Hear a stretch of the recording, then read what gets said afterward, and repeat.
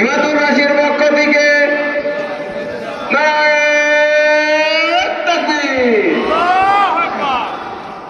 কোরআনুল কারীমের বিজ্ঞানময় সূরা সূরাতুল ইয়াসিনের মধ্যে দুনিয়ার মানুষদেরকে জানিয়ে দিলেন ওয়াশ-শামসু তাজরি লিমুস্তাকাররিন লাহা যালিকা তাকদীরুল আজিজিল আলীম ওয়াল কমারা قدرناه منازل حتى عاد كالعرجون القديم لا الشمس ينبغي لها أن تدرك القمر ولا الليل سابق النهار وكل في فلك يسبحون الله رب العالمين এই আয়াতের মধ্যে পৃথিবী ঘুরে নাকি সূর্য ঘুরে আল্লাহ তাআলা কত সুন্দর করে সমাধান দিয়েছেন। আল্লাহ বললেন চন্দ্রকে চলার জন্য আল্লাহ আলাদা রাস্তা দিয়েছেন। চন্দ্র কখনো সূর্যের রাস্তায় চলাফেরা করতে পারে না, সূর্য কখনো চন্দ্রের রাস্তায় চলাফেরা করতে পারে না। রাত যেমন দিনের উপর কায়েম হতে পারে না, দিন যেমন রাতের উপর কায়েম হতে পারে না। আল্লাহ তাআলা ১৫০০ বছর আগে মানুষদেরকে জানালো ওয়া কুল্লুম ফি ফালাকিন ইয়াসবাহুন, সমস্ত কিছু তার আপন আপন গতিপথে চলাফেরা করে, আপন আপন গতিপথে চলে। আপনাদেরকে আমি উদাহরণ দিলাম কোরআন থেকে, সূর্য আলাদা রাস্তায় চলাফেরা করে। এবার আসেন বিশ্বনবী সাল্লাল্লাহু আলাইহি ওয়াসাল্লামের হাদিস থেকে জানি, আল্লাহর নবী একবার আবু যর রাদিয়াল্লাহু তাআলা আনহুকে প্রশ্ন করলেন, ও আবু যর তুমি আমাকে বলো সূর্য প্রত্যেক দিন পূর্ব দিক থেকে ঘুরে গিয়ে পশ্চিম দিকে কই যায়? আপনি জানলে অবাক হবেন। আবু যর রাদিয়াল্লাহু তাআলা আনহু আমার নবীকে বলল, ইয়া রাসূলুল্লাহ আপনি আমার চাইতে ভালো জানেন, আপনি জানলে অবাক হবেন। আল্লাহর নবী সঙ্গে সঙ্গে জবাব দিল, সূর্য প্রত্যেক দিন ঘুরে গিয়ে পশ্চিম দিকে আল্লাহর কুদরতি পায়ে সেজদা দেয়। সুবহানাল্লাহ। সূর্য প্রত্যেক দিন পূর্ব দিক থেকে ঘুরে গিয়ে পশ্চিম দিকে আল্লাহর কুদরতি পায়ে সেজদা দেয়। আবু যর, সূর্য প্রত্যেক দিন ঘুরে গিয়ে শুধু বসে থাকে না, বরং আল্লাহর কাছে অনুমতি চায়, আল্লাহ আপনি যদি আমাকে অনুমতি দেন আবার ঘুরে গিয়ে পূর্ব দিকে উদিত হব। সুবহানাল্লাহ পড়বেন না? আল্লাহর নবী বলেন, আবু যর সায়াতি আলান নাসি জামান, এমন এক জমানায় মানুষ উপনীত হবে যেই জমানার মধ্যে সূর্য আর ঘোরার অনুমতি পাবে না, পশ্চিম দিকে কিয়ামতের আগে সূর্য উঠবে। ঠিক কিনা বলেন? আমার আলোচনা খারাপ লাগতেছে আপনাদের কাছে? শোনেন, বসেন। আমি কেন বললাম there is no contradiction between the holy book Quran and science? আধুনিক বিজ্ঞানের সঙ্গে কোনো দ্বন্দ্ব নেই। আমি বিশ্ববিদ্যালয়ে থাকা অবস্থায় থিসিস করার সময় আল খালিক ওয়া ইলমুল কাউনিয়াত, স্রষ্টা ও সৃষ্টি তত্ত্বের উপর থিসিস লিখেছি। আল কোরআন এবং মডার্ন সায়েন্সের আলোকে আমি অনার্স মাস্টার্স করেছি। তো এই থিসিস লিখতে গিয়ে বর্তমান আধুনিক বিজ্ঞান যেই যেই জিনিস মানুষদেরকে জানাইছেন এটা আপনাদেরকে জানাই। 1906 সালে মানুষদেরকে বিজ্ঞান জানিয়েছেন মানুষ বৃদ্ধ হলে চুল দাড়ি পাকে, কিন্তু কখনো কখনো যুবকদেরও চুল দাড়ি পেকে যায়। ঠিক কিনা বলেন? 1906 সালে বিজ্ঞান দাবি করেছেন মানুষ বৃদ্ধ হলে চুল দাড়ি পাকে, এটা স্বাভাবিক। কিন্তু অস্বাভাবিক ব্যাপার হলো অল্প বয়সে থাকা অবস্থায় কখনো কখনো মানুষের চুল দাড়ি পাকতে পারে, যেটা আমাদের সমাজে এখন বর্তমানে বেশি দেখা যায়। অল্প বয়সের ছেলেদের চুল দাড়ি পাকে। ঠিক কিনা বলেন? ومن سيئات أعمالنا من يهده الله فلا مضل له ومن يضلل فلا هادي له أي فلن تجد له وليا مرشدا ونشهد أن لا إله إلا الله وحده لا شريك له والذي لا ضد له ولا ند له لا مثل له ولا مثيل له ولا كفيل له لا شبه له ولا شبيه له لا ولد له ولا والد له وهو الواحد الفرد الصمد لم يلد ولم يولد ولم يكن له كفوا أحد ونشهد أن سيدنا ونبينا وبشيرنا ونذيرنا وطبيبنا وطبيب أرواحنا محمدا عبد الله ورسوله أرسله بالحق بشيرا ونذيرا وداعيا إلى الله بإذنه وسراجا منيرا أما بعد فقد قال الله تعالى في كلامه المجيد وفي فرقانه الحميد أعوذ بالله من الشيطان الرجيم بسم الله الرحمن الرحيم إنا نحن نزلنا الذكر وإنا له لحافظون وقال النبي صلى الله عليه وسلم اقرأوا القرآن فإنه يأتي يوم القيامة شفيعا لأصحابه أو كما قال عليه الصلاة والسلام সবাই درود إبراهيم بولي اللهم صل على محمد وعلى آل محمد كما صليت على إبراهيم وعلى آل إبراهيم إنك حميد مجيد اللهم بارك على محمد وعلى آل محمد كما باركت على إبراهيم وعلى آل إبراهيم إنك حميد مجيد ربي زدني علما ربي زدني علما رب اشرح لي صدري ويسر لي أمري واحلل عقدة من لساني يفقه قولي الله يا مرّا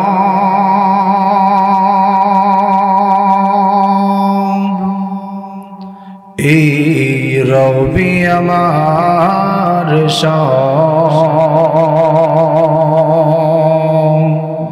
আল্লাহ আমার রব এই রবি আমার সব আল্লাহ আমার রব এই রবি আমার সব দমে দমে তনু মনে তারি অনুভব আল্লাহ আমার রব এই রবি আমার সব তোমার দুনিয়াতে আমি যেদিকে তাকাই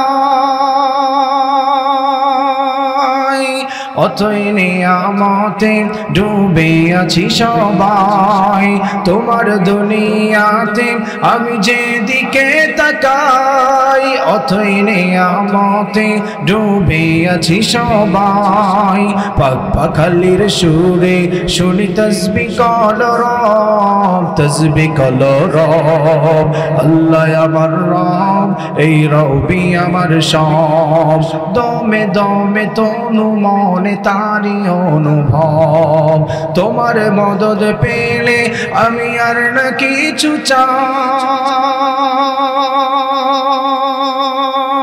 তোমার প্রেমের অনল আমি কি দিয়ে নিভাই, তোমার মদদ পেলে আমি আর না কিছু চাই, তোমার প্রেমের অনল আমি কি দিয়ে নিভাই। যার হয়েছ তুমি তার নেই যে পরাভব, নেই যে পরাভব। আল্লাহ আমার রব, এই রবি আমার সব, দমে দমে তনু মনে তারি অনুভব। আল্লাহ আমার রব,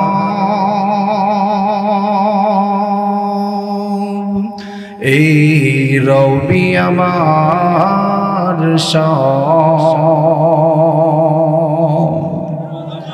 আলহামদুলিল্লাহ, ঐতিহ্যবাহী পাবনা হিমায়তপুর গোরস্তান দাখিল মাদ্রাসা মাঠ প্রাঙ্গণ ঐতিহ্যবাহী তাফসিরুল কোরআন মাহফিলের সম্মানিত প্রধান অতিথি সাহেব অ্যাডভোকেট শামসুর রহমান শিমুল বিশ্বাস উপস্থিত আছেন।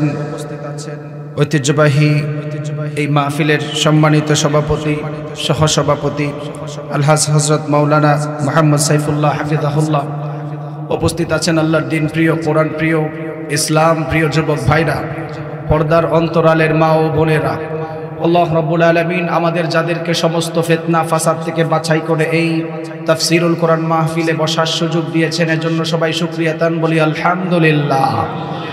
আরো জোরে বলি আলহামদুলিল্লাহ।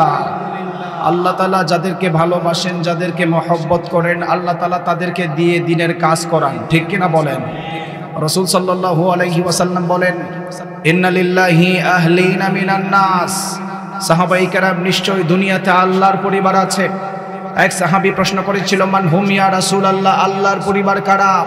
আল্লাহর তো কোনো ওয়াইফ নেই, আল্লাহর তো কোনো সন্তান নেই, পরিবার নেই, আল্লাহর পরিবার কারা? রাসূল সাল্লাল্লাহু আলাইহি ওয়াসাল্লাম বলেছিলেন, হুম আহলুল কোরআনি আহলুল্লাহি ওয়া খাসাতুহু। যারা কোরআনওয়ালা, কোরআনের সাথে খাস, তারা সবাই আল্লাহর পরিবার। সুবহানাল্লাহ বলেন। তাহলে বোঝা গেল, আমি এখানে আসার সময় দেখলাম বাজারের মধ্যে অনেক মানুষ ঘোরাফেরা করতেছেন বিক্ষিপ্ত অবস্থায়, বিচ্ছিন্ন অবস্থায়। তো তাদের মধ্যখান থেকে আল্লাহ তাআলা আমাদেরকে এখানে বসাইছেন। এই হাদিস থেকে বোঝা যায় যারা বসছেন তারা আল্লাহর পরিবার, যারা আয়োজন করাইছেন তারাও আল্লাহর পরিবার। সুবহানাল্লাহ বলেন। আমি আপনাদের সামনে কোরআনুল কারীমের ৬২৩৬টি আয়াত থেকে একটি আয়াত তেলাওয়াত করেছি। রাসূল সাল্লাল্লাহু আলাইহি ওয়াসাল্লামের হাদিস মুবারক থেকে একটি হাদিস পাঠ করেছি। এই আয়াত এবং হাদিসকে সামনে রেখেই তাফসীরে ইলমি, ইজাজে ইলমির আলোকে সংক্ষেপে কিছু কথা বলে বিদায় নেব। সর্বপ্রথম আমাদের জানতে হবে তাফসীরে ইলমি কাকে বলে, ইজাজে ইলমি কাকে বলে। উলামায়ে কেরাম এখানে উপস্থিত আছেন, আমি ভূমিকা লম্বা করতে চাচ্ছি না। তাফসীরে ইলমি বলা হয় বিজ্ঞানের বিশুদ্ধ দর্শনের আলোকে কোরআনের ব্যাখ্যা করা। বিজ্ঞানের বিশুদ্ধ দর্শনের আলোকে কোরআনের ব্যাখ্যা করাকে তাফসীরে ইলমি বলে। বিজ্ঞানের বিশুদ্ধ দর্শনের আলোকে কোরআনের ব্যাখ্যা করতে গিয়ে যদি দুনিয়াতে কোনো অলৌকিকতা প্রকাশ পায়, তাহলে এটাকে ইজাজে ইলমি বলে। সুবহানাল্লাহ বলেন। আপনি জানলে অবাক হবেন, আল্লাহ তাআলা দুনিয়ার মধ্যে মানুষদেরকে প্রেরণ করেছেন, মানুষদের হেদায়েতের জন্য আল্লাহ তাআলা একটি কিতাব নাজিল করেছেন। সেই কিতাবটির নাম কি? আরো জোরে বলেন, আল কোরআন। এই সারা পৃথিবীর মধ্যে টোটালি ৪৩০০ প্রকারের ধর্ম আছে। কেউ কেউ বলে ৪৫০০ ধর্ম। আমার আলোচনা গতানুগতিক বক্তাদের মতো হবে না। আপনারা একটু মন দিয়ে বসেন, অনেক ইনফরমেশন নিতে পারবেন যতটুকু আল্লাহ তাআলা আমার মুখ দিয়ে বের করেন। বর্তমান গবেষকদের দাবি অনুযায়ী সারা পৃথিবীতে ৪৩০০ থেকে ৪৫০০ প্রকারের ধর্ম আছে। কত প্রকারের ধর্ম? আরো জোরে বলেন। ৪৫০০ প্রকারের ধর্ম। ৪৩০০ থেকে ৪৫০০ প্রকারের ধর্মের মানুষ অবশ্যই তারা তাদের ধর্ম অনুযায়ী চলাফেরা করে। হিন্দু ধর্মের মানুষ হিন্দু ধর্মের কিতাব অনুযায়ী চলাফেরা করে। খ্রিস্টান ধর্মের মানুষ খ্রিস্টান ধর্মের কিতাব অনুযায়ী চলাফেরা করে। বৌদ্ধ ধর্মের মানুষ বৌদ্ধ ধর্মের কিতাব অনুযায়ী চলাফেরা করে। আপনি আমি কুল্লু মাউলুদিন ইউলাদু আলাল ফিতরাতিল ইসলাম। আপনার বাবা জন্মগত মুসলমান হওয়ার কারণে আপনি মুসলিম হয়েছেন। আপনার ফ্যামিলির ব্যাকগ্রাউন্ড মুসলিম হওয়ার কারণে আপনি মুসলমান হয়েছেন।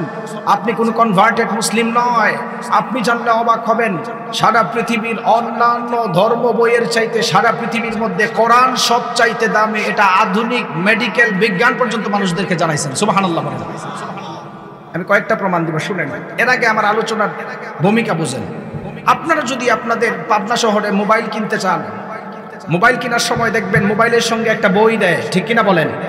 সেই বইয়ের মধ্যে লেখা থাকে বইয়ের অমুক জায়গায় লেখা থাকে যে অমুক বাটনে ক্লিক করলে ফোন যাবে, অমুক বাটনে ক্লিক করলে ফোন কাটবে, অমুক বাটনে ফোন ক্লিক করলে ফোন অন হবে, সুইচ অন অফ হবে। বইয়ে লেখা থাকে কি থাকে না? দুনিয়ার বানানো একটা মোবাইল চালাতে যদি বানানো ওয়ালার বই অনুযায়ী চলাফেরা করতে হয়, ঠিক তেমনি ভাবে আল্লাহ রাব্বুল আলামিন দুনিয়াতে মানুষদেরকে পাঠাইছেন, আল্লাহর জমিনে আল্লাহর কোরআন ছাড়া চলা সম্ভব না। ঠিক কিনা বলেন? ঠিক কিনা বলেন? কোরআন 4300 প্রকার ধর্মের অন্যান্য কিতাবের চাইতে সারা পৃথিবীতে সবচাইতে দামি হওয়ার তাফসীরে ইলমি, ইজাজে ইলমির আলোকে 1 নাম্বার কারণ হচ্ছে Quran is a book that is most read in this world. Quran এমন এক কিতাব যেই কিতাব সারা পৃথিবীর অন্যান্য ধর্ম বইয়ের চাইতে সারা পৃথিবীতে 24 ঘন্টা বেশি তেলাওয়াত করা হয়। বলেন সুবহানাল্লাহ। ফর এক্সাম্পল হিসাবে আপনাদেরকে উদাহরণ দেই, বর্তমান জ্যোতির্বিজ্ঞানীদের দাবি অনুযায়ী পৃথিবীর আহ্নিক গতি, বার্ষিক গতি ঘূর্ণায়মানের ক্ষেত্রে সারা পৃথিবীতে একটা টাইমের ব্যবধান রয়েছে। টাইমের ব্যবধান থাকার কারণে এখন বাংলাদেশের মধ্যে 10:30 বাজে, ইউনাইটেড স্টেট অফ আমেরিকার মধ্যে এখন দিনের বেলা। টাইমের ব্যবধান থাকার কারণে ইংল্যান্ডে এখন দিনের বেলা, বাংলাদেশে এখন রাতের বেলা। টাইমের ব্যবধান থাকার কারণে এখন বাংলাদেশের মধ্যে 10:30 বাজলে আমাদের পাশের দেশ ভারতের মধ্যে টাইমের ব্যবধান রয়েছে। আধুনিক জ্যোতির্বিজ্ঞানীদের দাবি অনুযায়ী টাইমের ব্যবধান থাকার কারণে সারা পৃথিবীর কোনো না কোনো জায়গার মধ্যে মুসলমান রয়েছে। টাইমের ব্যবধান থাকার কারণে সারা পৃথিবীর কোনো না কোনো জায়গায় মুসলিমরা আজান দেয়। আজান দেওয়া মাত্রই মুসল্লিরা মসজিদের মধ্যে গিয়ে আল কোরআন দিয়ে নামাজ পড়ে। এর মাধ্যমেই বোঝা যায় সারা পৃথিবীর অন্যান্য ধর্ম বইয়ের চাইতে 24 ঘন্টায় আল কোরআন সারা পৃথিবীতে তেলাওয়াত করা হয়। সুবহানাল্লাহ বলেন। এই কোরআন এমন এক কিতাব যেই কিতাব সারা পৃথিবীর অন্যান্য ধর্ম বইয়ের চাইতে সবচাইতে বেশি ছাপাখানায়ও ছাপা হয়েছে। এই কিতাব সারা পৃথিবীর অন্যান্য ধর্ম বইয়ের চাইতে সবচাইতে বেশি বিনামূল্যে দান করা হয়েছে। এই কোরআন এমন এক কিতাব যেই কিতাবের আইনকে সমাজে বাস্তবায়ন করার জন্য, যেই কিতাবের আইনকে সমাজে এস্টাবলিশ করার জন্য লক্ষ লক্ষ যুবকরা অকাতরে তাদের জীবন দিয়েছেন। ঠিক কিনা বলেন? ঠিক কিনা? এখনো পর্যন্ত যারা কোরআনের বিরোধিতা করবে, এখনো পর্যন্ত যারা ওলামায়ে কেরামদের বিরোধিতা করবে, এখনো পর্যন্ত যারা মাদ্রাসা শিক্ষাকে ব্যাঙের ছাতা বলে গালি দিবে, এখনো পর্যন্ত যারা তাফসীরুল কোরআনের বিরোধিতা করে, মনে রাখবেন স্পষ্ট আবু জাহেলের মতো তাদের লাঞ্ছিত হবে। ঠিক কিনা বলেন? ঠিক কিনা? কোরআন সারা পৃথিবীর অন্যান্য ধর্ম বইয়ের চাইতে 1 নাম্বার কারণ হচ্ছে Quran is a book that is most read in this world. সবচাইতে বেশি তেলাওয়াত করা হয়। এই কোরআন সারা পৃথিবীর অন্যান্য ধর্ম বইয়ের চাইতে সবচাইতে দামি হওয়ার তাফসীরে ইলমি, ইজাজে ইলমির আলোকে সবচাইতে দামি হওয়ার অন্যতম দ্বিতীয় নাম্বার কারণ হচ্ছে এই কোরআন যেই ব্যক্তি তেলাওয়াত করে তারও ভালো লাগে, যেই ব্যক্তি তেলাওয়াত শুনে তারও ভালো লাগে। সুবহানাল্লাহ বলেন। আল্লাহ রাব্বুল আলামিন কোরআন নাজিল করার মাধ্যমে দুনিয়ার মানুষদেরকে জানানো, এই কোরআন নাজিল করার মাধ্যমে আল্লাহ সমস্ত কিছুর সমাধান দিয়েছেন। যেই মানুষগুলি দুনিয়ার মধ্যে চলাফেরা করা অবস্থায় কোরআনকে মানবে, কোরআনকে জানবে, কোরআন অনুযায়ী জীবন চালাবে, রব্বুল আলামিন ওই মানুষদেরকে জান্নাতের ফয়সালা দিয়েছেন। আর যেই মানুষগুলি দুনিয়ার মধ্যে চলাফেরা করা অবস্থায় কোরআনকে মানবে না, নবী রাসূল পাওয়ার পরে নবী রাসূলদেরকে মানে নাই, ওলামায়ে কেরামদেরকে পাওয়ার পর ওলামায়ে কেরামদেরকে মানে নাই, ওই মানুষদের সম্পর্কে আল্লাহ তাআলা জাহান্নামের কঠিন হুঁশিয়ারি দিয়েছেন। এই কোরআন সারা পৃথিবীর মধ্যে সবচাইতে দামি হওয়ার অন্যতম দ্বিতীয় নাম্বার কারণ হলো এই কোরআন যেই ব্যক্তি তেলাওয়াত করে তারও ভালো লাগে, যেই ব্যক্তি তেলাওয়াত শুনে তারও ভালো লাগে। সুবহানাল্লাহ। আপনাদেরকে একটা উদাহরণ দিলে আপনারা ভালো করে বুঝতে পারবেন। আপনাদের এলাকায় যখন মুয়াজ্জিন সাহেব আজান দিয়ে দেয়, আপনারা তো সবাই মসজিদের মধ্যে নামাজ পড়ার জন্য দৌড়ায়া চলে যান। একদিনও তো বলেন নাই, ও হুজুর আমার জিন্দেগির 50 থেকে 60 বছর আপনার পিছনে নামাজ পড়লাম, আপনি তো প্রত্যেক দিন সূরা ফাতিহা দিয়ে নামাজ পড়ান, আর সূরা ফাতিহা শুনতে ভালো লাগে না, আপনি বুখারী শরীফের শেষ হাদিস দিয়ে নামাজ পড়ান, এই কথা বলা কি আমাদের দ্বারা কখনো সম্ভব হবে নাকি? আপনাদের এলাকায় যারা হজ করেছেন, উমরা করেছেন, আপনাদের এলাকার হাজী সাহেবদেরকে আপনারা প্রশ্ন করলে খুঁজে পাবেন, মক্কা মদিনায় যখন ইমাম সাহেবরা নামাজের মধ্যে দাঁড়িয়ে যায়, মক্কা মদিনায় ইমাম সাহেবরা যখন নামাজ পড়ায় সূরা ফাতিহা তেলাওয়াত শুরু করে দেয়, পিছন দিক দিয়ে মুসল্লিরা হাউমাউ করে কাঁদতে থাকে। আপনি ভিডিওর মধ্যে তাকায়া দেখবেন অধিকাংশ মুসল্লিরা পিছনে হাউমাউ করে কান্না শুরু করে, কান্না থামাতে পারেন না, ঠিক কিনা? এই কোরআন সারা পৃথিবীর মধ্যে দামি হওয়ার অন্যতম একটা বিশেষ কারণ হলো বিশ্বনবী সাল্লাল্লাহু আলাইহি ওয়াসাল্লাম মানুষদেরকে জানালেন, মান ক্বারাআ হারফান মিন কিতাবিল্লাহি ফালাহু হাসানা ওয়াল হাসানাতু বিআশরি আমসালিহা। ও সাহাবায়ে কেরাম, উম্মতের মধ্যে যেই সমস্ত উম্মতগুলি কোরআন তেলাওয়াত করবে, প্রতি অক্ষরে অক্ষরে আল্লাহ তাআলা বান্দার আমলনামার মধ্যে 10টা করে নেকি লিখে দিবেন। এক সাহাবী আমার নবীকে বলল, ইয়া রাসূলুল্লাহ, উম্মতের মধ্যে কোন উম্মত যদি আলিফ লাম মিম 3টা একত্রিত উচ্চারণ করে, তাহলে তাদের কি 10টা নেকি হবে নাকি আলাদা আলাদা নেকি হবে? আপনি জানলে অবাক হবেন, বিশ্বনবী সাল্লাল্লাহু আলাইহি ওয়াসাল্লাম জানানো, উম্মতের মধ্যে যেই সমস্ত উম্মতগুলি 3টা অক্ষর আলিফ লাম মিম উচ্চারণ করবে, আলিফ উচ্চারণ করার কারণে আল্লাহ আলাদা 10টা নেকি দিবেন, লাম উচ্চারণ করার কারণে আল্লাহ আলাদা 10টা নেকি দিবেন, মিম উচ্চারণ করার কারণে আল্লাহ আলাদা 10টা নেকি দিবেন, আলিফ লাম মিম উচ্চারণ করার কারণে 30টা নেকি দিবেন। সুবহানাল্লাহ। এই কোরআন সারা পৃথিবীর মধ্যে দামি হওয়ার অন্যতম আরেকটা বিশেষ কারণ হলো বিশ্বনবী সাল্লাল্লাহু আলাইহি ওয়াসাল্লাম মানুষদেরকে জানালেন, ইকরাউল কুরআন ফাইন্নাহু ইয়াতি ইয়াউমাল কিয়ামাতি শাফিআন লিআসহাবিহি। দুনিয়ার মধ্যে যেই মানুষগুলি চলাফেরা করা অবস্থায় কোরআনকে মানবে, কোরআনকে জানবে, কোরআন পড়বে, যদি মারা যায়, লেভেল প্লেইং ফিল্ড হাসরের ময়দানে কোরআন বান্দার জন্য সুপারিশ করবেন। ততক্ষণ পর্যন্ত সুপারিশ বন্ধ করবেন না যতক্ষণ পর্যন্ত আল্লাহ তাআলা ওই বান্দাটাকে জান্নাতে না ঢুকায় কোরআন ততক্ষণ পর্যন্ত ওই বান্দার জন্য আল্লাহর কাছে সুপারিশ করবেন। সুবহানাল্লাহ। এই কোরআনটা সারা পৃথিবীর মধ্যে আরো দামি হওয়ার অন্যতম আরেকটা বিশেষ কারণ হলো আপনি খুব সহজে আল্লাহর পরিবারে পরিগণিত হয়ে যেতে পারেন। আল্লাহর নবী বললেন, ইন্না লিল্লাহি আহলিনা মিনান নাস, নিশ্চয়ই দুনিয়ার মধ্যে আল্লাহর পরিবার রয়েছে। এক সাহাবী আমার নবীকে বলল, ইয়া রাসূলুল্লাহ, মান হুম, তারা কারা? আল্লাহর তো দুনিয়ার মধ্যে কোনো পরিবার নাই, আল্লাহর তো স্ত্রী নাই, ওয়াইফ নেই, সন্তান নেই, কাদেরকে আপনি আল্লাহর পরিবার বললেন? আপনি জানলে অবাক হবেন। আল্লাহর নবী বললেন, হুম আহলুল কুরআনি আহলুল্লাহি ওয়া খাসাতুহুম, দুনিয়ার মধ্যে যারা কোরআন পড়ে, কোরআনের সঙ্গে খাস তারা আল্লাহর পরিবার হয়ে যায়। এর মাধ্যমে বোঝা গেল পৃথিবীর অন্য কোনো বই পড়লে আল্লাহর সঙ্গে সম্পর্ক বাড়ে না। আপনি জানলে অবাক হবেন, কোরআন পড়ার মাধ্যমে প্রতি অক্ষরে অক্ষরে যেমন সওয়াব হয়, আল্লাহ তাআলা ওই বান্দার আমলনামার গুনাহগুলি আস্তে আস্তে কেটে দেয়। সুবহানাল্লাহ। আল্লাহ রাব্বুল আলামিন বললেন, ফাযকুরুনি আযকুরকুম ওয়াশকুরুলি ওয়ালা তাকফুরুন। আল্লাহ তাআলা বললেন, ও বান্দা, যেই সমস্ত বান্দা আমি আল্লাহকে জিকিরের মাধ্যমে স্মরণ করে, আমি আল্লাহ ওই বান্দাদেরকে স্মরণ করে গুনাহ মাফ করার মাধ্যমে। সুবহানাল্লাহ।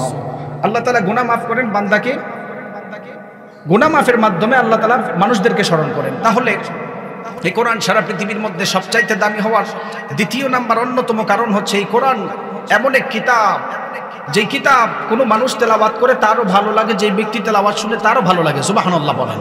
এই কোরআন তাফসীরে ইলমির আলোকে সারা পৃথিবীর মধ্যে সবচাইতে দামি হওয়ার অন্যতম কারণ হচ্ছে এই কোরআন এবং আধুনিক বিজ্ঞানের মধ্যে কোনো দ্বন্দ্ব নেই, বরং বিজ্ঞান যত উন্নত আর বিকশিত হচ্ছে, কোরআনের কাছে তত ভিক্ষার থলি নিয়ে দাঁড়িয়ে যাচ্ছেন। সুবহানাল্লাহ বলেন। উদাহরণ দিলে বুঝবেন, আমাদের দুনিয়ার মানুষ উচ্চ শিক্ষিত হওয়ার কারণে মাদ্রাসা শিক্ষাকে ব্যাঙের ছাতা বলে গালি দেয়, উলামায়ে কেরামদেরকে কাঠমোল্লা বলে গালি দেয়। আপনি জানলে অবাক হবেন, আধুনিক বিজ্ঞান যেই জিনিস উন্নত করেছেন, কোরআন থেকে সোর্স নিয়ে উন্নত করছেন। সুবহানাল্লাহ বলেন। তার অন্যতম উদাহরণ দিই, আমাদের দুনিয়ার মানুষ পৃথিবী সৃষ্টির ইতিহাস স্টিফেন হকিং এর বিগ ব্যাং থিওরির আলোকে শুনেছেন। স্টিফেন হকিং একটি বই লিখেছেন, a brief history of time from big bang two black hole. এই বইয়ের মধ্যে উনি পৃথিবী সৃষ্টির ইতিহাস তুলে ধরেছেন। কিন্তু আমাদের সমাজের মানুষ স্টিফেন হকিং এর বিগ ব্যাং থিওরির আলোকে পৃথিবী সৃষ্টির ইতিহাস, যেটা কয়েকশো বছর আগে জেনেছেন, আল্লাহ রাব্বুল আলামিন ১৫০০ বছর আগে কোরআনুল কারীমের মধ্যে পৃথিবী সৃষ্টির ইতিহাস তুলে ধরেছেন। সুবহানাল্লাহ বলেন। আল্লাহ রাব্বুল আলামিন কোরআন নাজিল করার মাধ্যমে সমস্ত কিছুর সমাধান দিয়েছেন। আমাদের সমাজের মানুষ বিজ্ঞান শিখার কারণে কোরআনকে ব্যাকডেটেড কিতাব বলে গালি দেয়। আমাদের সমাজের মানুষ বিজ্ঞান শিখার কারণে মাত্র কয়েকশো বছর আগে আপনি পৃথিবী সৃষ্টির ইতিহাস জেনেছেন, অথচ আপনি জানলে অবাক হবেন রব্বুল আলামিন ১,৫০০ বছর আগে সূরাতুল আম্বিয়া এর ৩০ নম্বর আয়াতে আল্লাহ পৃথিবী সৃষ্টির ইতিহাস বিগ ব্যাং থিওরির তথ্য আল্লাহ মানুষদেরকে জানিয়েছেন। সুবহানাল্লাহ। আল্লাহ রাব্বুল আলামিন বললেন, আওয়ালাম ইয়ারাল্লাযীনা কাফারু আন্নাস সামাওয়াতি ওয়াল আরদা কানাতা রাতকান ফাফাতাকনাহুমা। আল্লাহ রাব্বুল আলামিন এই আয়াতের মধ্যে দুনিয়ার মানুষদেরকে ক্লিয়ার করে জানিয়ে দিল, আপনি তো মিয়া বিগ ব্যাং থিওরি নিয়ে সমাজের মধ্যে বড়াই করেন, আপনি জানলে অবাক হবেন। আল্লাহ তাআলা সূরাতুল আম্বিয়া এর ৩০ নম্বর আয়াতে দুনিয়ার মানুষদেরকে জানানো, আসমান জমিন সমস্ত কিছু একত্রিত ছিল, আল্লাহর অর্ডারের কারণে আলাদা আলাদা হয়েছেন। সুবহানাল্লাহ। এই বিগ ব্যাং থিওরিটাকে ক্লিয়ার করার জন্য আরেকটা আয়াত দিয়ে দলিল দেই। রব্বুল আলামিন সূরাতুল হামিম সাজদা এর 14 নম্বর আয়াতে মানুষদেরকে জানালেন, সুম্মাস্তাওয়া ইলাস সামাই ওয়া হিয়া দুখানুন ফাকালা লাহা ওয়ালিল আরদি ইতিয়া তাওআন আও কারহা قالتا أتينا طائعين। আল্লাহ রাব্বুল আলামিন এই আয়াতের মধ্যে বিগ ব্যাং থিওরিটাকে আরো কত সুন্দর করে বুঝায় দিলেন। আপনি তো মিয়া বিজ্ঞান শিখার কারণে কোরআনকে ব্যাকডেটেড কিতাব বলে গালি দেন, একবারও চিন্তা করেন নাই। আল্লাহ বললেন আসমান জমিন যখন একত্রিত ছিল আল্লাহ তাআলার অর্ডারের কারণে, আল্লাহ তাআলার অর্ডারের কারণে ইচ্ছায় অনিচ্ছায় আসমান জমিন আলাদা হয়েছেন। সুবহানাল্লাহ। এই কোরআন সারা পৃথিবীর মধ্যে সবচাইতে দামি হওয়ার তৃতীয় নম্বর অন্যতম কারণ হচ্ছে there is no contradiction between the holy book Quran and science। কোরআন এবং আধুনিক বিজ্ঞানের মধ্যে কোনো দ্বন্দ্ব নেই। আরেকটা উদাহরণ দিলে ভালো করে বুঝতে পারবেন। আপনারা সবাই আমার সাথে দুইটা হাত তুলেন তো একটু কষ্ট করে। আমাদের দুই হাতে আঙ্গুল আছে কয়টা? আরো জোরে বলেন, আরো জোরে বলেন। হাত আছে কয়টা? আঙ্গুল আছে কয়টা? 10টা। আপনি জানলে অবাক হবেন, বিজ্ঞান মানুষদেরকে 1850 সালের পরে মানুষদেরকে জানাইছেন মানুষদের হাতে যে ফিঙ্গারপ্রিন্ট আছে, ফিঙ্গারপ্রিন্টের তথ্য আছে। 1856 সালের পরে ব্রিটিশ বিজ্ঞানী উইলিয়াম হার্সাল মানুষদেরকে জানাইছেন ফিঙ্গারপ্রিন্টের কথা। এটা আমাদের কথা না, বিজ্ঞান মানুষদেরকে বলছেন, আমরা বলি নাই, আলেমরা বলে নাই। কিন্তু তাফসীরে ইলমি ইজাজে ইলমির আলোকে ইমাম ফখরুদ্দিন রাজি রাহমাতুল্লাহি আলাইহি তাফসীর খুলে দেখবেন, ব্রিটিশ বিজ্ঞানী উইলিয়াম হার্সাল 1856 সালে যে ফিঙ্গারপ্রিন্টের তথ্য মানুষদেরকে জানাইছেন, আল্লাহ রাব্বুল আলামিন ১,৫০০ বছর আগে সূরাতুল কিয়ামা এর ৩ এবং ৪ নম্বর আয়াতে ফিঙ্গারপ্রিন্টের তথ্য দিয়েছেন। সুবহানাল্লাহ বলেন। আপনাদের এলাকায় কোনো মানুষ যদি জায়গা জমি ক্রয় করে, হাতের ছাপ ফিঙ্গারপ্রিন্টের দরকার আছে না নাই? ইমিগ্রেশন পাস করতে গেলে ফিঙ্গারপ্রিন্টের দরকার আছে না নাই? কেউ যদি বিভিন্ন কাজে কোনো জিনিস ক্রয় বিক্রয় করতে চায়, 10 শতক জায়গা কিনবে, হাতের ছাপের দরকার আছে না নাই? বিজ্ঞান মানুষদেরকে জানাইছেন 1856 সালে। কিন্তু আল্লাহ রাব্বুল আলামিন যেই কোরআন নাজিল করছেন, এই কোরআনের মধ্যে ১,৫০০ বছর আগে ফিঙ্গারপ্রিন্টের তথ্য আল্লাহ তাআলা এমন সুন্দর করে বলছেন, নাস্তিকরা এটা নিয়ে এখনো গবেষণা করে তাদের মাথা পর্যন্ত হেঁপে যাচ্ছে। আল্লাহ রাব্বুল আলামিন কোরআন নাজিল করার মাধ্যমে সমস্ত কিছুর সমাধান দিয়েছেন। তার অন্যতম আরেকটা উদাহরণ দিলে আপনারা সুন্দর করে ভালো করে বুঝতে পারবেন। বিজ্ঞান উন্নত হওয়ার কারণে 1856 সালে আপনি ফিঙ্গারপ্রিন্টের তথ্য জেনেছেন। বিজ্ঞান উন্নত হওয়ার কারণে ব্রিটিশ বিজ্ঞানী উইলিয়াম হার্সাল আপনাদেরকে হাতের মধ্যে যে ছাপ রয়েছেন ফিঙ্গারপ্রিন্টের তথ্য দিয়েছেন। অথচ রব্বুল আলামিন ১,৫০০ বছর আগে সূরাতুল কিয়ামা এর ৩ এবং ৪ নম্বর আয়াতে এই ফিঙ্গারপ্রিন্টের তত্ত্ব আল্লাহ মানুষদেরকে কত সুন্দর করে দিয়েছেন। আল্লাহ রাব্বুল আলামিন বললেন, আয়াহসাবুল ইনসানু আল্লান নাজমা'a 'idama বালা কাদিরিনা আলা আন নুসাউইয়া বানানা। আল্লাহ রাব্বুল আলামিন এই আয়াতের মধ্যে কত সুন্দর করে জানিয়ে দিল, আপনি যদি তাফসীর ইলমি এজাজ ইলমির আলোকে এই তাফসীর খুলে দেখেন, ব্যাখ্যাটা খুঁজে পাবেন। আল্লাহ তাআলা বলেন, মানুষরা কাফের মুশরিকরা চিন্তা করে একবার তাকায় দেখো না, তোমরা যখন মারা যাবে তোমাদেরকে তোলার সময় আল্লাহ তাআলা বলছেন হাতের অগ্রভাগের কথা, আপনি বলবেন ও হুজুর হাতের অগ্রভাগের সঙ্গে ফিঙ্গারপ্রিন্টের কি মিল রইল? ইমাম ফখরুদ্দিন রাজি রহমতুল্লাহি আলাইহি আধুনিক বিজ্ঞানের ব্যাখ্যা করতে গিয়ে জানালো, আল্লাহ তাআলা হাতের অগ্রভাগ বলতে হাতের ফিঙ্গারপ্রিন্ট অর্থাৎ রেখার কথা বলেছেন। চ্যালেঞ্জ করে আল্লাহ বলেছেন, মানুষ মারা যাওয়ার পরে মানুষদের হাতের রেখাগুলি পর্যন্ত আল্লাহ তাআলা হাসরের ময়দানে একত্রিত করতে পারবেন। সুবহানাল্লাহ। এই কোরআন শরীফ পৃথিবীর মধ্যে দামি হওয়ার অন্যতম আরেকটা বিশেষ কারণ হলো আধুনিক বিজ্ঞানের সঙ্গে কোনো দ্বন্দ্ব নাই, বরং বিজ্ঞান যত উন্নত আর বিকশিত হয় কোরআনের কাছে ভিক্ষার থলি নিয়ে দাঁড়িয়ে যায়। আরেকটা উদাহরণ দিলে আপনারা সুন্দর করে ভালো করে বুঝতে পারবেন। আমাদের সমাজের বিজ্ঞান উন্নত হওয়ার পরে এখনো পর্যন্ত সূর্য ঘুরে নাকি পৃথিবী ঘুরে এর সমাধান দিতে পারে নাই। বিভিন্ন বিজ্ঞানীরা এই বিষয় নিয়ে এখনো ঠেলাঠেলি করে আল্লাহ তাআলা ১৫০০ বছর আগে সমাধান দিয়েছেন। সুবহানাল্লাহ। আল্লাহ রাব্বুল আলামিন কোরআনুল কারীমের বিজ্ঞানময় সূরা সূরাতুল ইয়াসিনের মধ্যে দুনিয়ার মানুষদেরকে জানিয়ে দিলেন, ওয়াশ-শামসু তাজরি লিমুস্তাকাররিন লাহা যালিকা তাকদীরুল আজিজিল আলীম ওয়াল কমারা قدرناه منازل حتى عاد كالعرجون القديم لا الشمس ينبغي لها أن تدرك القمر ولا الليل سابق النهار وكل في فلك يسبحون। আল্লাহ রাব্বুল আলামিন এই আয়াতের মধ্যে পৃথিবী ঘুরে নাকি সূর্য ঘুরে আল্লাহ তাআলা কত সুন্দর করে সমাধান দিয়েছেন।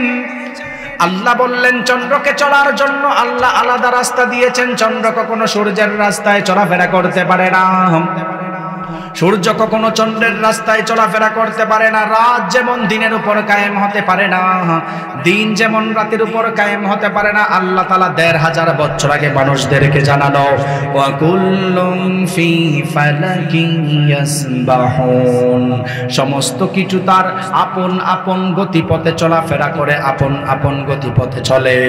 আপনাদেরকে আমি উদাহরণ দিলাম কোরআন থেকে, সূর্য আলাদা রাস্তায় চলাফেরা করে। এবার আসেন বিশ্বনবী সাল্লাল্লাহু আলাইহি ওয়াসাল্লামের হাদিস থেকে জানি, আল্লাহর নবী একবার আবু যর রাদিয়াল্লাহু তাআলা আনহুকে প্রশ্ন করলেন, ও আবু যর তুমি আমাকে বলো সূর্য প্রত্যেক দিন পূর্ব দিক থেকে ঘুরে গিয়ে পশ্চিম দিকে কই যায়?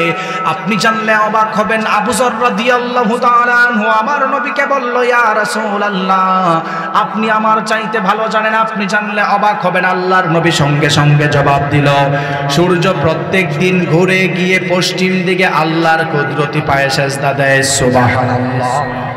সূর্য প্রত্যেক দিন পূর্ব দিক থেকে ঘুরে গিয়ে পশ্চিম দিকে আল্লাহর কুদরতি পায়ে সেজদা দেয়। আবু যর, সূর্য প্রত্যেক দিন ঘুরে গিয়ে শুধু বসে থাকে না, বরং আল্লাহর কাছে অনুমতি চায়, আল্লাহ আপনি যদি আমাকে অনুমতি দেন আবার ঘুরে গিয়ে পূর্ব দিকে উদিত হব। সুবহানাল্লাহ পড়বেন। আল্লাহর নবী বলেন, আবু যর সায়াতি আলান নাসি জামান, এমন এক জমানায় মানুষ উপনীত হবে যেই জমানার মধ্যে সূর্য আর ঘোরার অনুমতি পাবে না, পশ্চিম দিকে কিয়ামতের আগে সূর্য উঠবে। ঠিক কিনা বলেন? আমার আলোচনা খারাপ লাগতেছে আপনাদের কাছে? শোনেন, বসেন। আমি কেন বললাম there is no contradiction between the holy book Quran and science? আধুনিক বিজ্ঞানের সঙ্গে কোনো দ্বন্দ্ব নেই। আমি বিশ্ববিদ্যালয়ে থাকা অবস্থায় থিসিস করার সময় আল খালিক ওয়া ইলমুল কাউনিয়াত, স্রষ্টা ও সৃষ্টি তত্ত্বের উপর থিসিস লিখেছি। আল কোরআন এবং মডার্ন সায়েন্সের আলোকে আমি অনার্স মাস্টার্স করেছি। তো এই থিসিস লিখতে গিয়ে বর্তমান আধুনিক বিজ্ঞান যেই যেই জিনিস মানুষদেরকে জানাইছেন এটা আপনাদেরকে জানাই। 1906 সালে মানুষদেরকে বিজ্ঞান জানিয়েছেন মানুষ বৃদ্ধ হলে চুল দাড়ি পাকে, কিন্তু কখনো কখনো যুবকদেরও চুল দাড়ি পেকে যায়। ঠিক কিনা বলেন? 1906 সালে বিজ্ঞান দাবি করেছেন মানুষ বৃদ্ধ হলে চুল দাড়ি পাকে, এটা স্বাভাবিক। কিন্তু অস্বাভাবিক ব্যাপার হলো অল্প বয়সে থাকা অবস্থায় কখনো কখনো মানুষের চুল দাড়ি পাকতে পারে, যেটা আমাদের সমাজে এখন বর্তমানে বেশি দেখা যায়। অল্প বয়সের ছেলেদের চুল দাড়ি পাকে। ঠিক কিনা বলেন? বিজ্ঞান 1906 সালে এই তথ্য দেওয়ার পরে মানুষ চিন্তা করছেন এর চাইতে গরম তত্ত্ব আর নাই। কিন্তু আপনি জানলে অবাক হবেন, আল্লাহ রাব্বুল আলামিন ১৫০০ বছর আগে সূরাতুল মুজাম্মিলের ১৭ নম্বর আয়াতে এই তথ্য মানুষদেরকে দিয়েছেন। সুবহানাল্লাহ বলেন। আল্লাহ তাআলা বলেন ফাকাইফা তাত্তাকুনা ইন কাফারতুম ইয়াওমা ইয়াজআলুল ওয়িলদানা শিবা। আল্লাহ তাআলা যখন আদম আলাইহিস সালামকে ১৯৯৯ জন মানুষদেরকে জাহান্নামে তোলার কথা বলবেন, ওই সময়ের ঘটনা ব্যাখ্যায় বলতেছেন ওই সময়ে মানুষ হাসরের ভয়াবহতা দেখার সময় এমন অবস্থা হবে নবজাতক শিশুও বৃদ্ধ হয়ে যাবে। সুবহানাল্লাহ পড়বেন।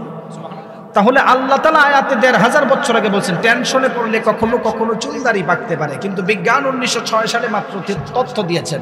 কিন্তু এর মাধ্যমেই আপনি কোরআন পড়তে চান না, কোরআন থেকে দূরে সরে যান। আরেকটা উদাহরণ দিলে ভালো করে বুঝবেন। সারা পৃথিবীর চাঞ্চল্যকর তত্ত্ব ২০০৭ সালে কি ৬ সালে বিজ্ঞান মানুষদেরকে প্যারিটাইজ ফসিল নামের তথ্য দিয়েছেন। প্যারিটাইজ ফসিল, আপনি বলবেন হুজুর প্যারিটাইজ ফসিলের মিনিং কি? প্যারিটাইজ ফসিলের মিনিং হচ্ছে কোনো মানুষ মারা যাওয়ার পরে তাদেরকে যখন কবরে রাখা হয় তাদের হাড্ডি মাংস পচে গলে কখনো কখনো লোহা কিংবা পাথরও হয়ে যায়। বিজ্ঞান ২০০৬ থেকে ৭ সালে জানিয়েছে। কিন্তু আপনি জানলে অবাক হবেন, আল্লাহ রাব্বুল আলামিন ১৫০০ বছর আগে সূরাতুল বনী ইসরাঈলের ৫০ নম্বর আয়াতে এই প্যারিটাইজ ফসিলের তথ্য মানুষদেরকে তুলে ধরেছেন। সুবহানাল্লাহ বলেন। আল্লাহ তাআলা বলেন কুল, হে নবী আপনি বলেন কুনু হিজারাতান আও হাদিদা। মানুষ কিছু কিছু কাফির মুশরিক আয়াতের ব্যাখ্যায় দেখবেন তারা চিন্তা করতো মারা যাওয়ার পরে মনে হয় তাদেরকে আর তোলা হবে না। আল্লাহ তাআলা বলতেছেন যারা মারা যাওয়ার পরে তাদের হাড্ডি মাংস যদি কখনো পচে গলে পাথর কিংবা লোহাও হয়ে যায়, আমি আল্লাহ তোলার সক্ষমতা রাখি। তাহলে পাথর আর লোহা যে হয় এটা বলছেন কে? আল্লাহ। এখন আমাদের এখানের অধিকাংশ উচ্চশিক্ষিত মানুষ বলবেন হুজুর আপনি তো ইচ্ছা মতো যেগুলা বিজ্ঞান করে গেছেন এগুলা বলে যাচ্ছেন।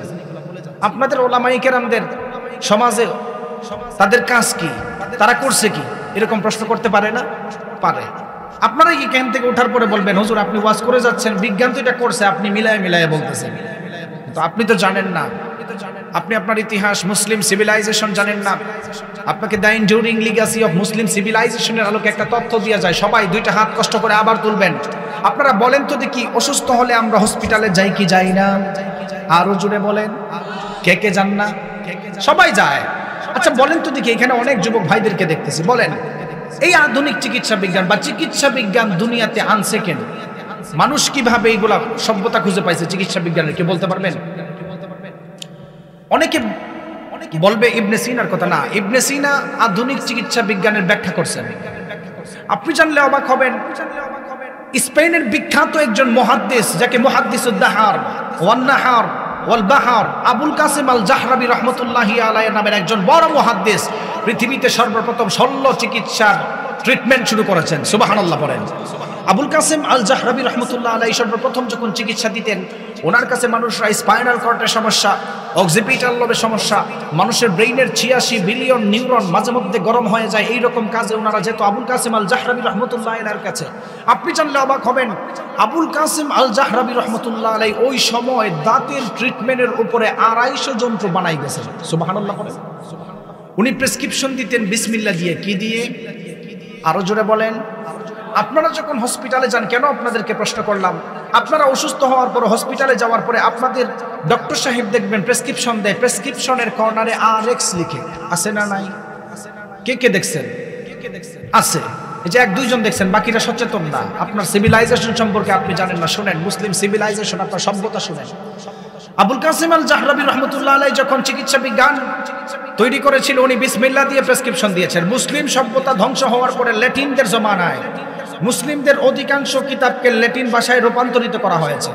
মুসলিম সভ্যতাকে পানির নিচে ফালানোর জন্য তারা বিসমিল্লাহকে বাদ দিয়ে RX এর মিনিং দিয়েছেন। RX এর ২টা মিনিং হচ্ছে, যাদের কাছে মোবাইল আছে গুগলে সার্চ করবেন। ১ নম্বর মিনিং হচ্ছে এই নিন, দ্বিতীয় নম্বর মিনিং হচ্ছে RX এর পূর্বের জমানার মিশরীয় গ্রিক দেবীকে অনুকরণ করা।